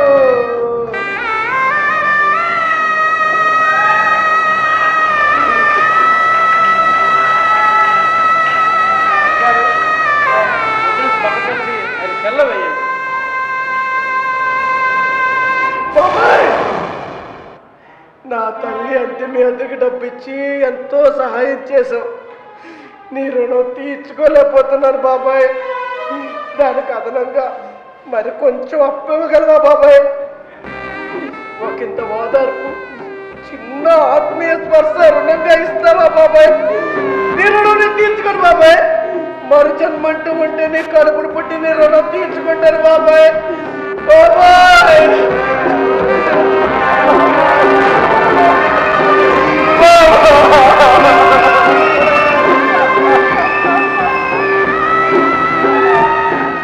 ఎవరికైనా జీవితంలో మంచి భాగస్వామి దొరకడం అదృష్టంరా. నీకు అది దక్కలేదురా, దక్కలేదు. ఏమిటయ్యా మీ అనుబంధం? మానవత్వం సార్, మానవత్వం. అది అందరికీ అర్థం కాదు సార్, అర్థం కాదు. తుడుచుకొనుము కన్నీళ్ళు, ఓచుకొనుము కొన్నాళ్ళు, భావ విప్లవమే వస్తే పనులు నోయి బండరాళ్ళు, పనులు నోయి బండరాళ్ళు. మేధావులారా, మౌనం వేడండి. మేధావుల నిశ్శబ్దం జాతికి ప్రమాదకరం. నిశ్శబ్దమా, నీ ఖరీదెంత?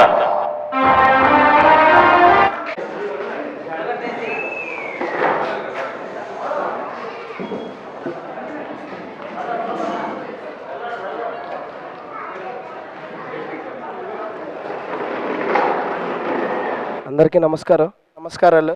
ముందుగా మా పాత్రలను పరిచయం చేస్తున్నామండి. కుమార్ పాత్రధారి నేనే పి ఈశ్వర్, పల్లవి పాత్రధారి శ్రీమతి హేమ గారు, వామనరావు పాత్రధారి రిషికుమార్, ఎస్ఐ పాత్రధారి G Koteswararao, head constable Chanti, Anuradha పాప. ప్రతి సంవత్సరం కూడా ఈ నాటికల్ని మా మేనేజ్మెంట్ వారు ఎంతో ప్రోత్సహిస్తూ చేయిస్తున్నారు. అలాగే మేము కూడా ఈ 10 రోజులు చాలా కష్టపడి చేసామన్నమాట. సో వీళ్ళకి ముందు కూడా మాకు ఇలాంటి ప్రోత్సాహం అన్నీ ఇస్తే ఇంకా మంచిగా పర్ఫామ్ చేస్తామని కోరుకుంటున్నాం. సార్ కావ్య గారు నిర్వహణ, శ్రావణ్ కుమార్ రండి director, and Balaji lighting. Shravan రా సార్. మా ప్రదర్శన తిలకించిన మీరు మా గురించి ఒక 2 మాటలు మాట్లాడితే వినాలని ఉంది. హెచ్ఆర్ హెడ్ నారాయణ గారు, అలాగే మన యూనిట్ హెడ్ గారు శ్రీనివాసరావు గారు, జనరల్ సెక్రటరీ భాష గారిని వేదిక మీదకి రావాల్సిందిగా సాదరంగా ఆహ్వానిస్తున్నాం. విజయం ఆర్ శ్రీనివాసరావు గారు మీరు కూడా రావాలి సార్.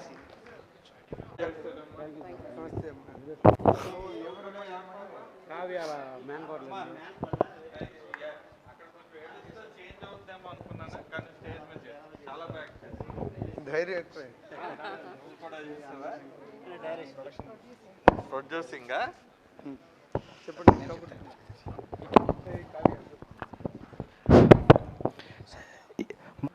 మా మాటకి ఉద్దేశించి జనరల్ సెక్రటరీ ఎస్ఎం భాషా గారిని మాట్లాడుకోవాలని కోరుతున్నాను.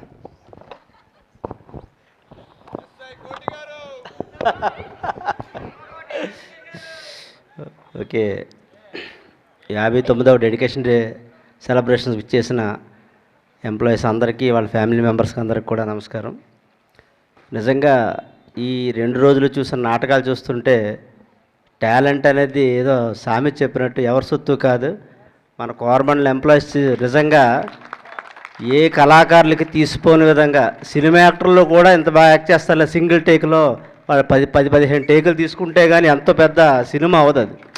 అలాంటిది మనకు 45 నిమిషాలు నిజంగా ఈ వారం 10 రోజులు ఎంత ప్రాక్టీస్ చేసి ఈ విధంగా యాక్ట్ చేయడం అనేది నిజంగా ఎవరు చూసినా కూడా ఇక్కడ ప్రతి ఒక్కరు కూడా ఇన్వాల్వ్ అయిపోయాం. పిన్ డ్రాప్ సైలెన్స్ అసలు ఎంత చక్కగా ఎంజాయ్ చేసామంటారు. ఒకసారి నవ్వించారు, ఒకసారి ఏడిపించారు, ఒకసారి ఎమోషనల్గా మమ్మల్ని ఇచ్చేశారు. నిజంగా hats off to our government lights. నిజంగా kudos to all government employees. నిజంగా గత 59వ సంవత్సరం డెడికేషన్ డే ఇది. 59 సంవత్సరాలుగా ఈ కళని ఇలాగా అంటే ఒక తరం నుంచి ఒక తరం అందుకుంటున్నారు. సీనియర్ యాక్టర్స్ 30 ఏళ్ళు బట్టి మన రామరాజు గారిని ఎలా యాక్ట్ చేశారు చూశారు. అలాగే మన జీ బాప్పారావు, రామనాయుడు వీళ్ళందరూ కూడా 30 ఇయర్స్ బట్టి యాక్ట్ చేస్తున్నారు. కానీ నెక్స్ట్ జనరేషన్ వాళ్ళు కూడా దాన్ని అందుకుంటున్నారు. అంటే అలాగా వాళ్ళు దీన్ని ఇలా కంటిన్యూ చేయడం నిజంగా చాలా అభినందనీయం. మేనేజ్మెంట్ కూడా ఈ విషయంలో ఎంతో సపోర్ట్ చేస్తూ ఎవ్రీ ఇయర్ కూడా 4 స్కిట్లని కూడా ఎంకరేజ్ చేస్తూ వాళ్ళకి ఇవ్వాల్సిన సపోర్టు, అదేవిధంగా వాళ్ళకి టైం ఆఫ్స్ అవనివ్వండి, రిఫ్రెష్మెంట్స్ అవనివ్వండి, ఇవన్నీ కూడా నారాయణ గారు వచ్చిన తర్వాత అయితే ఆయనకు ఉన్న అభిరుచికి ఇంకా ఎంకరేజ్ చేస్తున్నారు. నెక్స్ట్ ప్రతి దగ్గర కూడా నెక్స్ట్ ఇయర్ ఇంకా బాగా చేయాలని ప్రతి దానిలో కూడా ఇక్కడ ఏవైతే చిన్న చిన్నవి సర్దుబాట్లు ఉన్నాయి అవన్నీ కూడా నెక్స్ట్ ఇంకా బాగా చేద్దాం భాష అని ఎంకరేజ్ చేస్తున్నారు. ఈ విధంగా ఎంకరేజ్ చేసిన మేనేజ్మెంట్కి మన అందరి తరఫున కూడా థ్యాంక్స్ చెప్తున్నాను. సో ఇదే విధంగా ఇదే స్ఫూర్తితో అందరూ కూడా చాలా బాగా యాక్ట్ చేశారు. పేరు పేరున ప్రతి ఒక్కరికి కూడా ఇక్కడ ఎవరు తక్కువ కాదు. నిజంగా సూపర్. అసలు నిజంగా చాలా బాగా ఎంజాయ్ చేసాం నిన్న. అలాగే ఇందాక తాతమ్మ నాయుడు పెర్ఫార్మెన్స్ అవనివ్వండి, రాము పెర్ఫార్మెన్స్, నిన్న రాకేష్ కానీ వీళ్ళందరూ కూడా అసలు ఎంత బాగా నవ్వించారంటే చాలా బాగా యాక్ట్ చేశారు. వీళ్ళందరికీ కూడా కంగ్రాచులేషన్స్ చెప్తూ అలాగే విధంగా ఇదంతా నిన్న మన నారాయణ గారు చెప్పారు, ఒక రణరంగం తప్పించేటట్టుగా ఉంటుంది ఇది అంతా 4 స్కిట్లు. నిజంగా పోటీ ఉంది. ఈ పోటీలు నిజంగా ఎవరు విజేతలు, అందరూ విజేతలు. ఇక్కడ ఎవరూ కూడా విజేతలు కాని వాళ్ళు అందరూ విజేతలు. ఎందుకంటే అందరూ కూడా అద్భుతంగా చేశారు. కాకపోతే ఫస్ట్ సెకండ్ అని ఏదో చిన్న 1 or 2 మార్క్స్తో ఏదైనా ఒకరు ముందు ఒకరు వెనక ఉండొచ్చు. ఎవరు కూడా డిస్కరేజ్ అవ్వాల్సిన అవసరం లేదు. మన న్యాయ నిర్ణేతలు కూడా బాగా ఎక్స్పీరియన్స్ ఉన్నవాళ్ళు, వాళ్ళు సరైన నిర్ణయం కూడా ఇస్తారు. సో మీ అందరికి కూడా కంగ్రాచులేషన్స్. ఇదే స్ఫూర్తితో నెక్స్ట్ 60th డెడికేషన్ డే కూడా ఇంకా ఇందాల ఎవరో నా వెంకటరావు గారు చెప్పారు ఆడవాళ్ళందరూ ఒక స్కిట్ వేయండి అని. సో ఆడవాళ్ళందరూ కూడా వస్తే మన కావ్య గారు మీరు ఏమైనా లీడ్ చేస్తే ఒక టీం రెడీ చేయండి, ఒక స్కిట్ వేయండి, బాగుంటుంది, చాలా బాగుంటుంది. సో అందరికీ కూడా కంగ్రాచులేషన్స్. సో నాకు ఈ అవకాశం thank you very much. Narayana గారిని మాట్లాడాలని కోరుచు. అందరికీ నమస్కారం అండి. నేను నిన్న చాలాసేపు అనుకోలేదు ఎక్కువసేపు మాట్లాడానని. లాస్ట్ ఎండింగ్ అనుకున్నాను, అదే రికార్డింగ్ చేస్తూ 3 నిమిషాలు వచ్చింది. అయితే ఈరోజు 2 రోజులు మనం 4 నాటకాలు చూసాం. అయితే చంటి మైక్ ఇచ్చింది ఆయన నాటకం గురించి చెప్పడానికి. మేము హెచ్ఆర్ హెడ్ అండి, ఒకళ్ళ మీద బయాస్ ఉండదు. మొదటిగా మనం నాటకంగా చూస్తే మనకి ఉప్పున వచ్చింది అన్న దాంట్లో, ఎందుకంటే మనకి సముద్రం ఉడ్డోళం కదండి, ఉప్పులు వస్తుంటాయి వెళ్తుంటాయి. అలాగా మనం ఉప్పెన వచ్చింది అన్న నాటకంతో మనం స్టార్ట్ చేసాం. అందులో అనేక పాత్రధారులు ఒక్కొక్క డిఫరెంట్ వేరియేషన్స్తో మనకి లాస్ట్లో మన రాజుగారు ఒకే విధంగా గన్న పట్టుకొని ఎప్పుడు కాల్ చేస్తాడో, నిజంగా అది గుండు ఉంటే పేల్చేవాడేమో.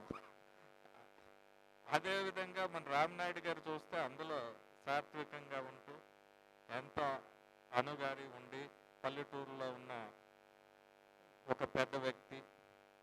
అలాంటి వ్యక్తి లాస్ట్లో టర్న్ ఇచ్చి క్లైమాక్స్లో ఇచ్చి గొడ్డలతో నడుపుతాడు. అది చూస్తే ఒక వేరియేషన్. అందులో వస్తున్నాయి చెప్తున్న మొదటి స్టార్టింగ్లోనే చెప్పాలి అంటే చిత్రకారుడు అంటే సినిమాకి ఎలాగా మనకు ఓపెనింగ్ సీన్ ఎంతో ముఖ్యమో, ఫస్ట్ ఆ ఉప్పునొచ్చిన మొదటి 3 చిత్రాలతోటే మంచి ఊపుని తెచ్చారు. ఆ తీసుకొచ్చిన 3 ఫోటోలు మనకి యాక్చువల్గా మూమెంటం తీసుకొచ్చాయి. దాంతోపాటు వచ్చి మీకు లాస్ట్లో కూడా అక్కడ చాలా భద్రతలు ఉన్నారు. నేను కొన్ని చెప్తున్నాను, కొన్ని చెప్పట్లేదు. లాంతర్బాయ్ లాస్ట్లోని ఒక హైలైట్ ఇస్తూ, ఒక లాంతర్బాయ్ అనే పేరుతోటి నేను అన్నా అంటే ఆయనకి రోల్ అలాంటి రోల్స్లోనే అందరూ జీవించారు. ఆ తర్వాత వచ్చేసరికి మనకి పనికిరణ్ గారు ఆయన స్వతహాగా రాసి అంత సీరియస్ నాటిక నుంచి వెంటనే వస్తూ సంక్రాంతికి వస్తామన్న మూవీ సాంగ్తో స్టార్ట్ చేస్తూ రాకేష్ తోటి ఎక్సర్సైజులు చేస్తూ స్టార్ట్ చేశాడు. దాంతోపాటు తనకి రాకేష్ గురించి కూడా చెప్పుకోవాలంటే కొంచెం ఆయన చాలా ఆయన పాపకు ఒంట్లో పోలేదు, హాస్పిటల్లో ఉంది. అయినా కూడా అదే బట్ స్పిరిట్ తోటి తను నాటకం అన్నది స్టార్ట్ చేశాడు. అందులో చేస్తూ మిగతా వాళ్ళు తను ఒక్కొక్కరు గ్రీన్ షర్ట్ వేసావు ఆయన శంకర్, నా పేర్లు కొంతమంది తెలియదు. మామూలుగా తర్వాత మీరు చెప్తానులేండి. అలాగే మనకి మిగతా కామెడీగా వస్తూ అలా చెప్పాలంటే మీరు చెప్పినట్టు ఎస్ఆర్ సుధాకర్ అని ఈరోజు మార్నింగ్ కనబడితే సుధాకర్ అని పిల్ల ఎస్ఆర్ అని పిలిచారు. So that's how the people will remember characters. అదే తర్వాత మనకి ఆ విధంగా చేస్తే మనకి రాము, వెంకట్రావు గారు వీళ్ళందరూ నటించిన హ్యాంగింగ్ డెత్ అని అందులో చెప్పుకోవాలంటే మనకి మా ట్రైనీ అయిన ప్రత్యూష తను యాక్టింగ్ చేసింది. నిజంగా చెప్పాలంటే that is the one of the good step. అందులో కూడా మాకు తెలిసింది ఏంటంటే భార్గవి కూడా పార్టిసిపేట్ చేయాలంటే మనకి ఇద్దరు అమ్మాయిలు ముందుకు వచ్చారు. యాక్చువల్గా మనకి ఛాలెంజ్ ఏంటంటే నెక్స్ట్ టైం నుంచి బయట ఆర్టిస్టు ఉమెన్ ఎంప్లాయీస్ని తాకండి, మనం ఉమెన్ ఎంప్లాయీస్ తోటే మనం వేయండి. అప్పుడే మనకి ఉన్న లోటు కూడా మనకి తీరుతుంది. గెలుస్తామో ఓడతామో అన్నది కాదు. అదేవిధంగా మనకి వచ్చేసరికి నేను కొంచెం ఆ నాటక కొంచెం చూసి వెళ్ళాను కొన్ని వేరే కారణాల వల్ల. తర్వాత మీకు అందులో వేసిన పూజారావునియండి, లేకపోతే మిగతా క్యారెక్టర్స్ నేను కొంచెమే చూశాను కాబట్టి దాని గురించి విశ్లేషణ ఇవ్వలేకపోతున్నాను.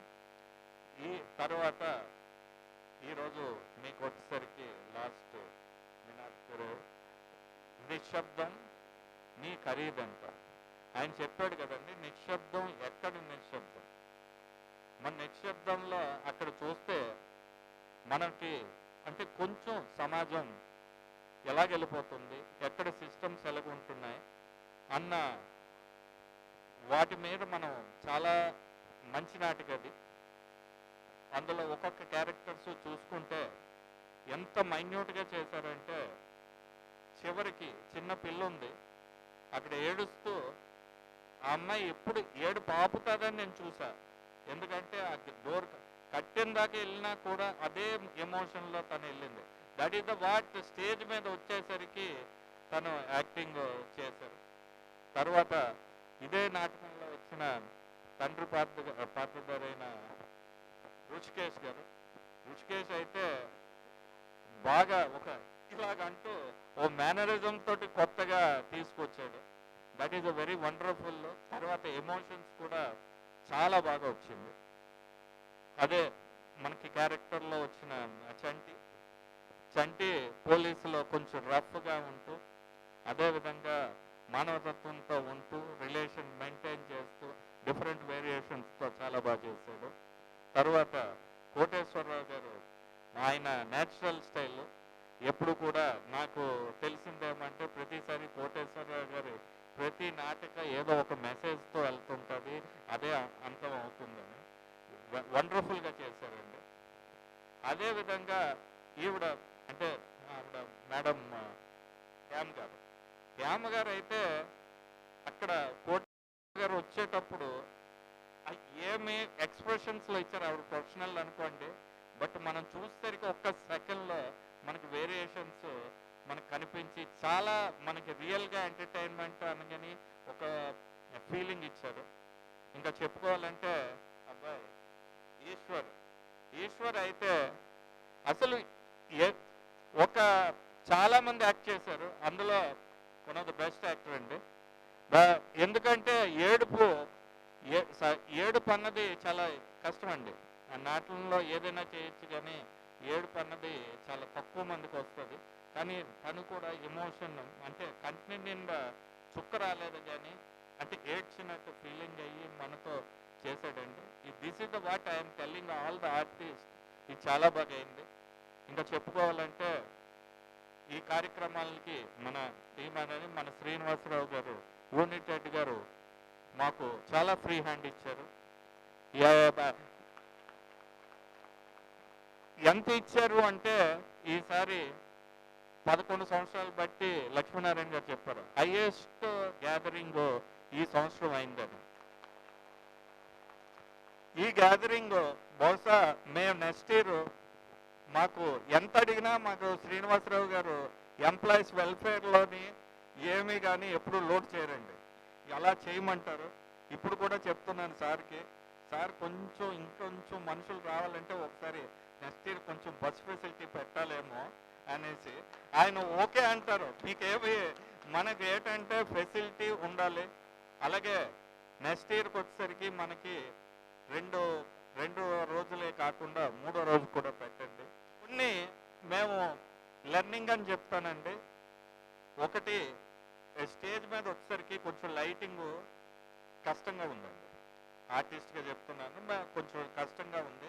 ఆ లైటింగ్ ఇంప్రూవ్మెంట్ కొంచెం ప్రొఫెషనలైజింగ్గా పెట్టడం. తర్వాత కొంచెం సౌండ్ సిస్టమ్స్ కూడా పైనుంచి మన మైక్ చేయడమో లేకపోతే డిఫరెంట్ మైక్ సిస్టము మనకి వితౌట్ మైక్స్ కూడా లేటెస్ట్ టెక్నాలజీతో మనం చేయొచ్చు అండి. ఇంతమంది కళాకారులు ఉంటుంటే కంపెనీ నుంచి ఈ మాత్రం కూడా అరేంజ్మెంట్ చేయకపోతే కరెక్ట్గా ఉంది.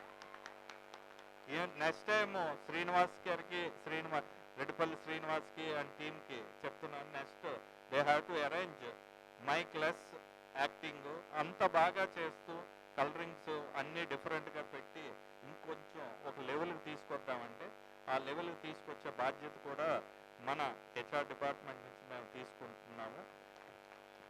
అండ్ అందరూ కూడా ఒక 10 సెకండ్ల పాటు మన శ్రీనివాసరావు గారికి చప్పట్లు కొట్టి మీరు ఇది చేయాలండి. ఎందుకంటే ఈ కార్యక్రమం ఇంత బాగా వచ్చిందంటే శ్రీనివాసరావు గారు free hand. Thank you. Srinivas గారిని మాట్లాడించుకోకూడదు. నారాయణ గారు చెప్పిన అన్ని మాటలు నేను విన్నాను, భాషా గారు చెప్పిన కొన్ని విన్నాను. కాకపోతే ఏంటంటే రిక్వైర్మెంట్స్ పెరుగుతూ ఉండాలి, పెంచుతూనే ఉండాలి. చెక్ చేస్తే డోంట్ వరీ. ప్రోగ్రామ్ అందరూ ఎంజాయ్ చేయాలి. సో సాయంత్రం మనం కూడా చాలా క్యారెక్టర్స్ చేశాం. నిన్న నేను చూడలేదు కానీ బట్ ఈరోజు అయితే చాలా emotions they are able to bring. చిన్న ఏజ్లో ఈశ్వర్ కానీ Chanti all maybe they are about 30-40 yearsలో లైఫ్ ఎంటైర్ జీవితాన్ని చదివినట్టుగా కొన్ని emotions they are able to create. But అవన్నీ కూడా they are very real to సొసైటీలో మనం ఎక్కడో చోట ఏదో చోట వినుంటాం, లేకపోతే కొంతమంది దగ్గరికి వెళ్ళుంటాం, చూస్తుంటాం.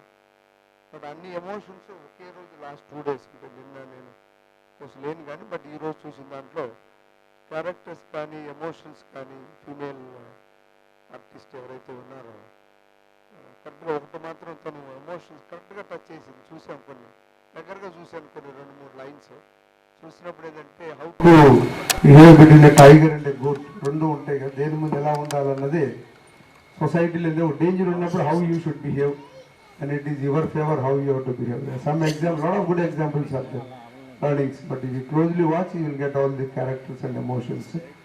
More than characters, emotions are very very important. But అందులో ఈ చిన్న వయసులో కూడా టీమ్ యాజ్ అ టీమ్ ఇంతకుముందు ఏంటంటే మనం బుర్రకథలు వింటూ ఉండేవాళ్ళం కానీ బట్ అందులో ఉండే ఇదంతా కూడా వేరుగా ఉంటుంది. బట్ ఇప్పుడు ఏంటంటే these guys could able to correct to the society problems, latest issues. చాలా దగ్గర తీసుకొచ్చారు. I'm also able to the stage. ఫ్రంట్లో కూర్చున్నప్పుడు చాలా దగ్గరగా వినిపించింది. కొంత డిస్టర్బెన్స్ ఉన్నట్లుంది ఆ స్టేజ్ మీద. ఏంటంటే స్టేజ్ మైక్ సెట్టింగ్స్ కానీ, లైటింగ్ కానీ, దెన్ బ్యాక్గ్రౌండ్స్ కానీ కొంచెం యూ కెన్ స్టిల్ ఇంప్రూవ్. నేను కూడా అక్సెప్టింగ్ ద నారాయణ క్యూ. అదేవిధంగా ట్రాన్స్పోర్టేషన్ కానీ, ఫుడ్ ఫెసిలిటీస్ చూస్తూ ఉంటాం డెఫినెట్గా. అండ్ రేపు కూడా ఒకరోజు ప్రోగ్రామ్ ఉంది కాబట్టి all the very best to all organisers. HR జనరల్గా ఇన్ని ప్రోగ్రామ్స్ జనరల్గా చేయరు, కొన్ని చేస్తూ ఉంటారు, కొన్ని వదిలేస్తూ ఉంటారు. వాళ్ళకి ఏది నచ్చితే అది చేస్తూ. బట్ నారాయణ గారు మాత్రం దగ్గరుండి అందరికీ అన్నీ అందుతున్నాయా లేదు, ఎలా చేస్తే బాగుంటుంది. హోల్ ఐడియా ఏంటంటే company has to come forward, everyone has to enjoy and then get relief. నాకు రాము చెప్తున్నాడు స్ట్రెస్ బస్టర్స్. ఏంటంటే మీరు ప్రతిరోజు ప్రతి వారం, ఇది వీకెండ్స్ యాక్చువల్గా కొరమండలకి, Saturday Sundays. So stress relieving days అంటాం. ఎందుకంటే Monday to Friday, Friday Saturday, so Sunday జనరల్గా సండే రేపు మిమ్మల్ని అందరూ డిస్టర్బ్ చేస్తున్నాం. But it great heart if you come and enjoy the programme. Dedication day shift అయింది, నాకు కూడా ఓపెనింగ్ మీటింగ్లో చెప్పాను. సో దానికి మీరు అందరూ కనుక వస్తే 100% పార్టిసిపేషన్ మీకు ఇవ్వగలిగితే that's what the respect we give it to our founders. అందుకన్నా వేరే ఏం లేదు. I take leave of this. Thank you very much. Already late. Thank you. First of all sir చెప్పినట్టు, నారాయణ గారు చెప్పినట్టు, మాకు శ్రీనివాస్ గారు యూనిట్ హెడ్ గారు ఇచ్చిన ఫ్రీ హ్యాండ్కి నిజంగా తల వంచి నమస్కారాలు చేసుకుంటున్నాం సార్. ఎందుకంటే ఇంత హ్యాపీగా మాకు చేసుకోవడానికి, మా మీద ఉన్న నమ్మకానికి మేము నిలబెట్టామని అనుకుంటున్నాం. అలాగే కమిటీ అందరూ ఎంత చక్కగా పనిచేశారంటే ప్రతి ఒక్కరికి పేరు పేరున ధన్యవాదాలు తెలియజేసుకుంటున్నామండి. ఇక ఆర్టిస్టులకి అయితే నటన అనేది చెప్పారు కదా భాషా గారు, అలాగా ఎక్కడో పుట్టలేదు, మన ఈ మట్టిలోనే పుట్టారనడానికి ఒక నిదర్శనం. నవరసాలని పండించారు అందరూ. వాళ్ళకి ఇంకా ఎంత చెప్పినా సరే తక్కువే అనమాట. జడ్జెస్ వాళ్ళ జడ్జ్మెంట్ అది ఇస్తారు. But don't feel bad. చెప్పారు కదా, పాయింట్స్లో మాత్రమే చిన్న చిన్న డిఫరెన్స్ ఉంటుంది. బట్ ఈ పాజిటివ్ కాంపిటీషన్ అనేది ఎప్పుడు బిల్డ్ అవ్వాలి. దీన్ని ఏంటంటే స్పిరిట్గా తీసుకొని నెక్స్ట్ ఇయర్ ఇంకా ఇంకా మన బౌన్స్ బ్యాక్ అవ్వాలని కోరుకుంటాం. సో అలాగే దీనికి సహకరించిన మొత్తం కమిటీ మెంబర్స్కి అందరికీ, ప్రతి ఒక్కరు, స్పోర్ట్స్ కమిటీ అవనివ్వండి, కల్చరల్ కమిటీ అవనివ్వండి, మన జానిటర్స్ అవనివ్వండి, ఎవరైతే దీనికోసం వెనుకొండి కష్టపడ్డారో ప్రతి ఒక్కరికి, తాజ్మహల్ నిర్మాణానికి రాళ్ళెత్తిన కూలీలు అందరూ అంటారన్నమాట. సో వాళ్ళు కనపడరు వాళ్ళు ఎప్పుడూ. సో వాళ్ళందరికీ నేను శిరస్సు వంచి నమస్కారం చేసుకుంటున్నాను, ప్రత్యేక ధన్యవాదాలు తెలియజేసుకుంటున్నాను. థ్యాంక్ యూ వెరీ మచ్ అండి. అండ్ ఆర్టిస్టులందరికీ ఆల్ ది బెస్ట్. గత 2 రోజులుగా మన 4 నాటికల్ని న్యాయ నిర్ణేతలుగా క్షుణ్ణంగా పరిశీలించి ఒక జడ్జిమెంట్ రిపోర్ట్ తయారు చేసినటువంటి మన న్యాయ నిర్ణేతలు ఇరువురిని, డాక్టర్ కేజీ వేణు గారిని, డాక్టర్ కృష్ణమూర్తి గారిని కూడా వేదిక మీద రావాల్సిందిగా రిక్వెస్ట్ చేస్తున్నాను. అందరికీ నమస్కారం అండి. నిన్న ఈరోజు అంటే 12వ తారీఖు, 13వ తారీఖు ఇక్కడ డెడికేషన్ డే సందర్భంగా నాటికల పోటీలు జరిగాయని మీరంతా అనుకుంటున్నారు, కానీ జరగలేదని నేను చెప్తున్నా. మరి ఏం జరిగాయా అంటే ఇక్కడ తెలుగు నాటక రంగ వైభవానికి ఆ కొనసాగింపు అలాగే కొనసాగించాలని కోరమండల వాళ్ళు ఇక్కడ ఒక యాగాన్ని 2 రోజుల పాటు నిర్వహించారండి. అద్భుతమైన యాగంగా ఇవాళ తయారైంది. ఒకప్పుడు విశాఖపట్నంలో పారిశ్రామిక సంస్థలన్నీ కూడా నాటిక పోటీలను పెట్టి ప్రోత్సహించేవాళ్ళు. అది ఎలా ఉండేదంటే నాటికలు అనేటువంటి పాలన ఇచ్చి ఆవుల్లాగా ఆ రోజు మనం అంతా కీర్తించాం.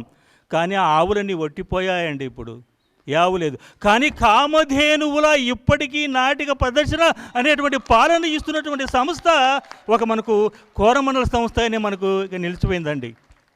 ఇప్పుడు మీరు చప్పట్లు కొడుతున్నారు కదా, ఆ చప్పట్లలో నాకు శబ్దం వినిపించడం లేదండి. అయినా ఇప్పటికీ నాకు శబ్దం వినిపించడం లేదు. ఆగండి, మరి నాకేం వినిపిస్తుంది అంటే శబ్దం బదులు సంతకాలు నాకు కనిపిస్తున్నాయి. ఏమిటా సంతకాలంటే తెలుగు నాటకానికి ఇలాంటి ఉత్సవాలని మేము మరో 100 సంవత్సరాలు అంటే ఇవాళ 59వ డెడికేషన్ డే జరుపుకున్నాము.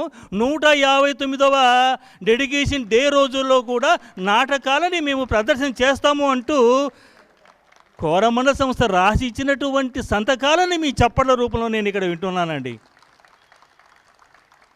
ఇవాళ ఎందుకంటే సంస్థ ఇంతగా ఈ నాటకాలను ప్రేమిస్తున్నారు, ఇంత ఖర్చు పెట్టి చేస్తున్నారంటే ఇవాళ చూస్తే సినిమాలలో సెక్స్, పత్రికల్లో సెక్స్, యూట్యూబ్లో చెప్పలేనంత సెక్స్ ఉందండి.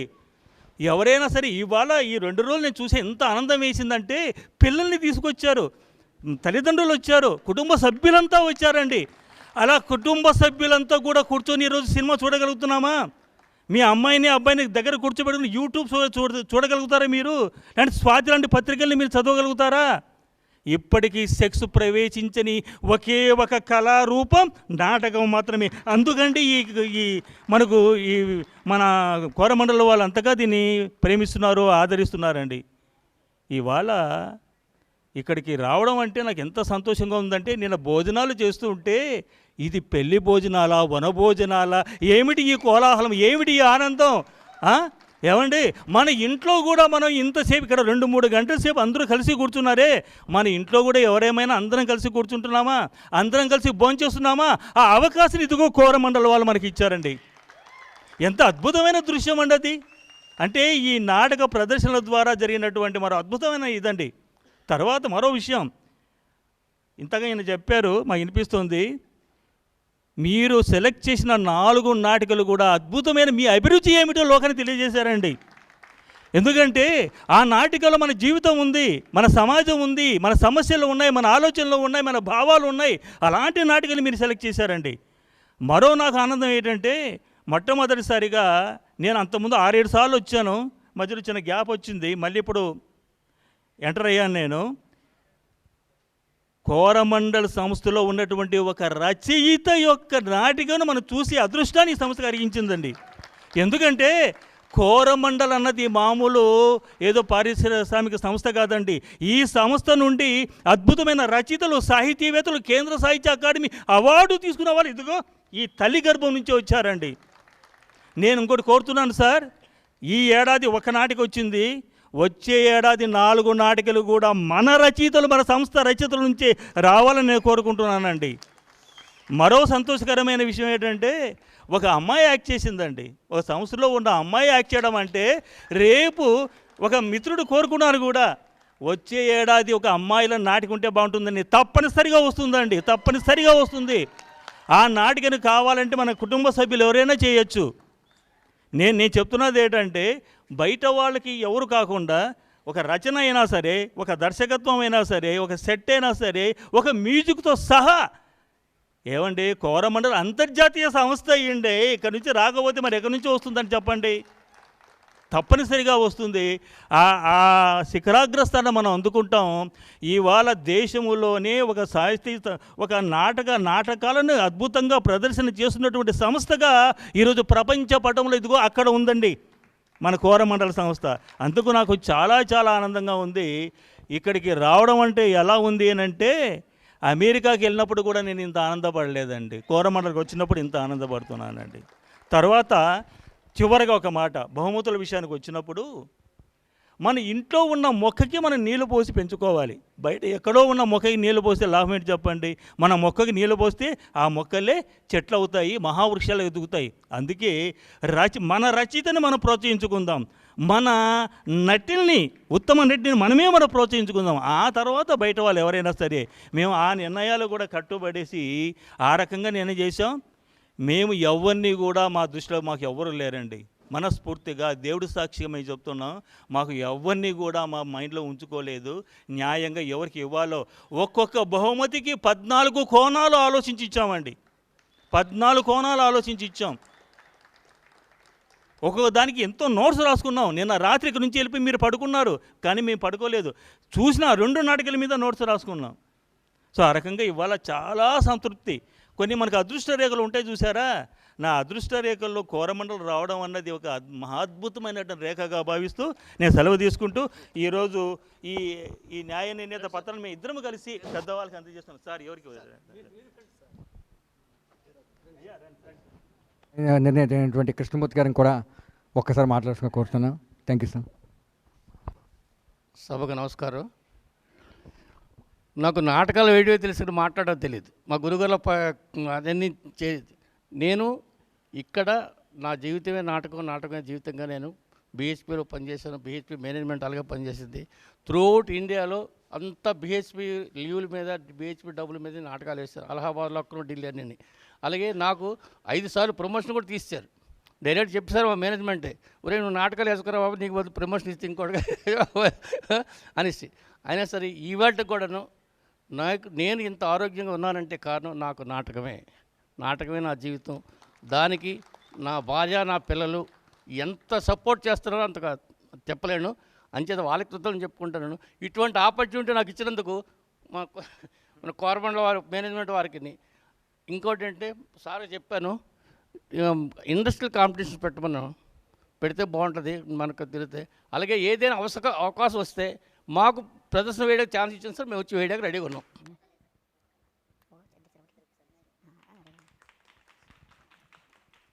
బొకే కూడా సత్కరించాల్సిందిగా రిక్వెస్ట్ చేస్తున్నాను.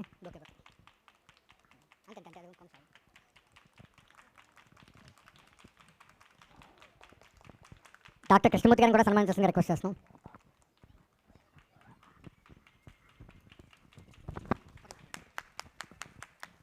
వారి ఇరువుకి కూడా ఈ గ్యాప్కి అందించాల్సిందిగా రిక్వెస్ట్ చేస్తున్నాం.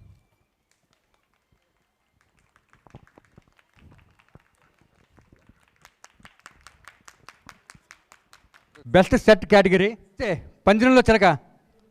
ఈలోపు మీ అందరూ కూడా ఊహించుకోండి ఎవరు best comedian. S Tatamma Naidu. ఉత్తమ దుష్ట పాత్రధారి మరి మరొక్కసారి ఏ రామరాజు గారు. Any guess best supporting actor. Hang him till death A Ramu. Best character actor K Srinivasarao Muttadi పాత్రధారి. ఇందాక చెప్పడం మర్చిపోయా, ఆయన స్టేజ్ మీద మందు కొట్టేస్తున్నాడేమో అనిపించదు.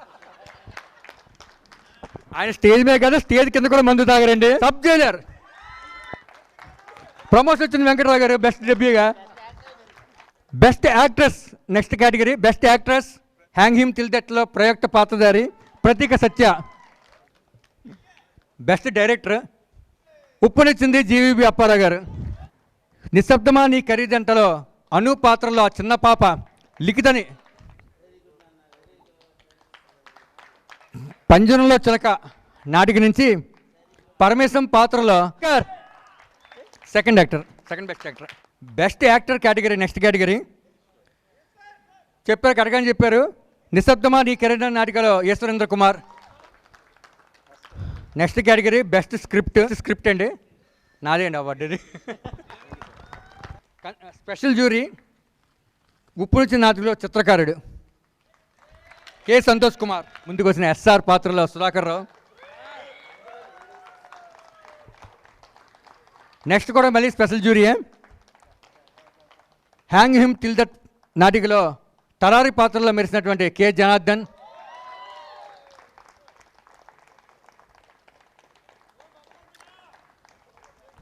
స్పెషల్ జ్యూరీ మరొక స్పెషల్ జ్యూరీ నిశ్శబ్దమా నీ ఖరీదంట నాటికలో వామన్ రావు పాత్రలో నిజంగా రైటర్ పాత్రలో యాక్ట్ చేసినట్టు బి ఋషికేశ్వరరావు.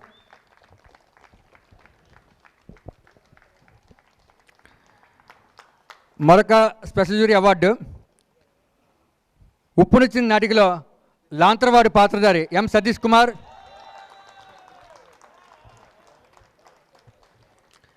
మరొక స్పెషల్ జ్యూరీ పంజరంలో చిలక ప్రెస్టేషన్ పండించినటువంటి సుబ్బారావు పాత్రలో రాకేష్.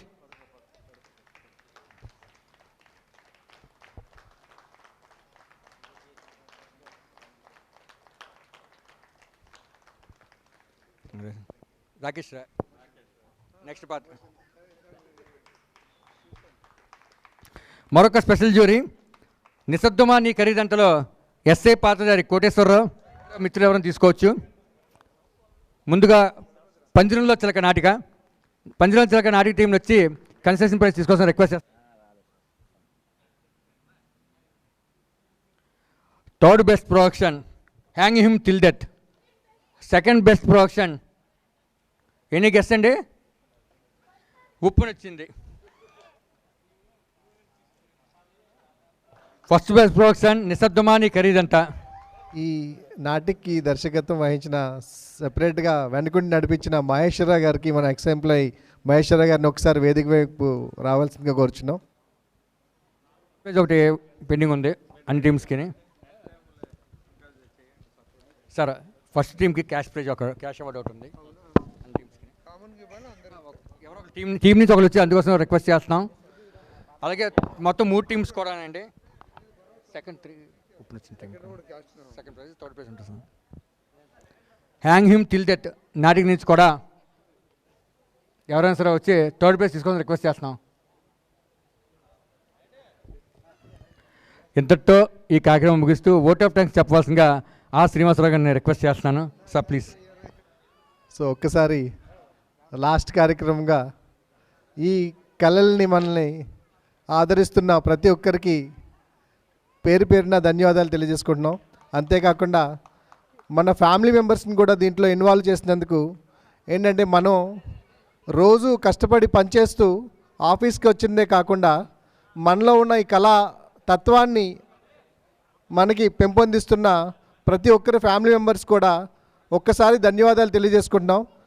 ఒకసారి మన అందరి తరపున కరతాల ధ్వనులతో upcoming direction and script writer మన ఫన్నీ గారికి ఒకసారి సన్మానించవలసిందిగా మన ఏవిపి హెచ్ఆర్ నారాయణ గారిని కోరుతున్నాం. ఒక్కసారి యూనిట్ హెడ్ గారిని కూడా ఒకసారి అభినందించవలసిందిగా ఒకసారి కోరుచున్నామండి. భాషా గారు జాయిన్ అవ్వండి.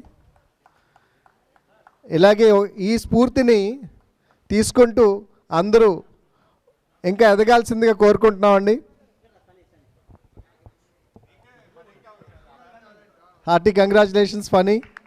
ఎంత స్పాంటేనియస్గా మీ వర్క్ అనే కాకుండా ఎంత సమయభావం ఉన్నా సరే మీ వర్క్తో పాటుగా మీలో ఈ రచనా స్ఫూర్తిని రగిలించడానికి మేము ఈ అవకాశాన్ని తీసుకోవాల్సిందిగా, ఇంకా మంచి మంచి ఆలోచనలు మీ మదిలో మెదలాలని, ఇంకా మంచి మందిని అందరినీ స్ఫూర్తినివ్వాలని కోరుకుంటున్నామండి. Thank you very much.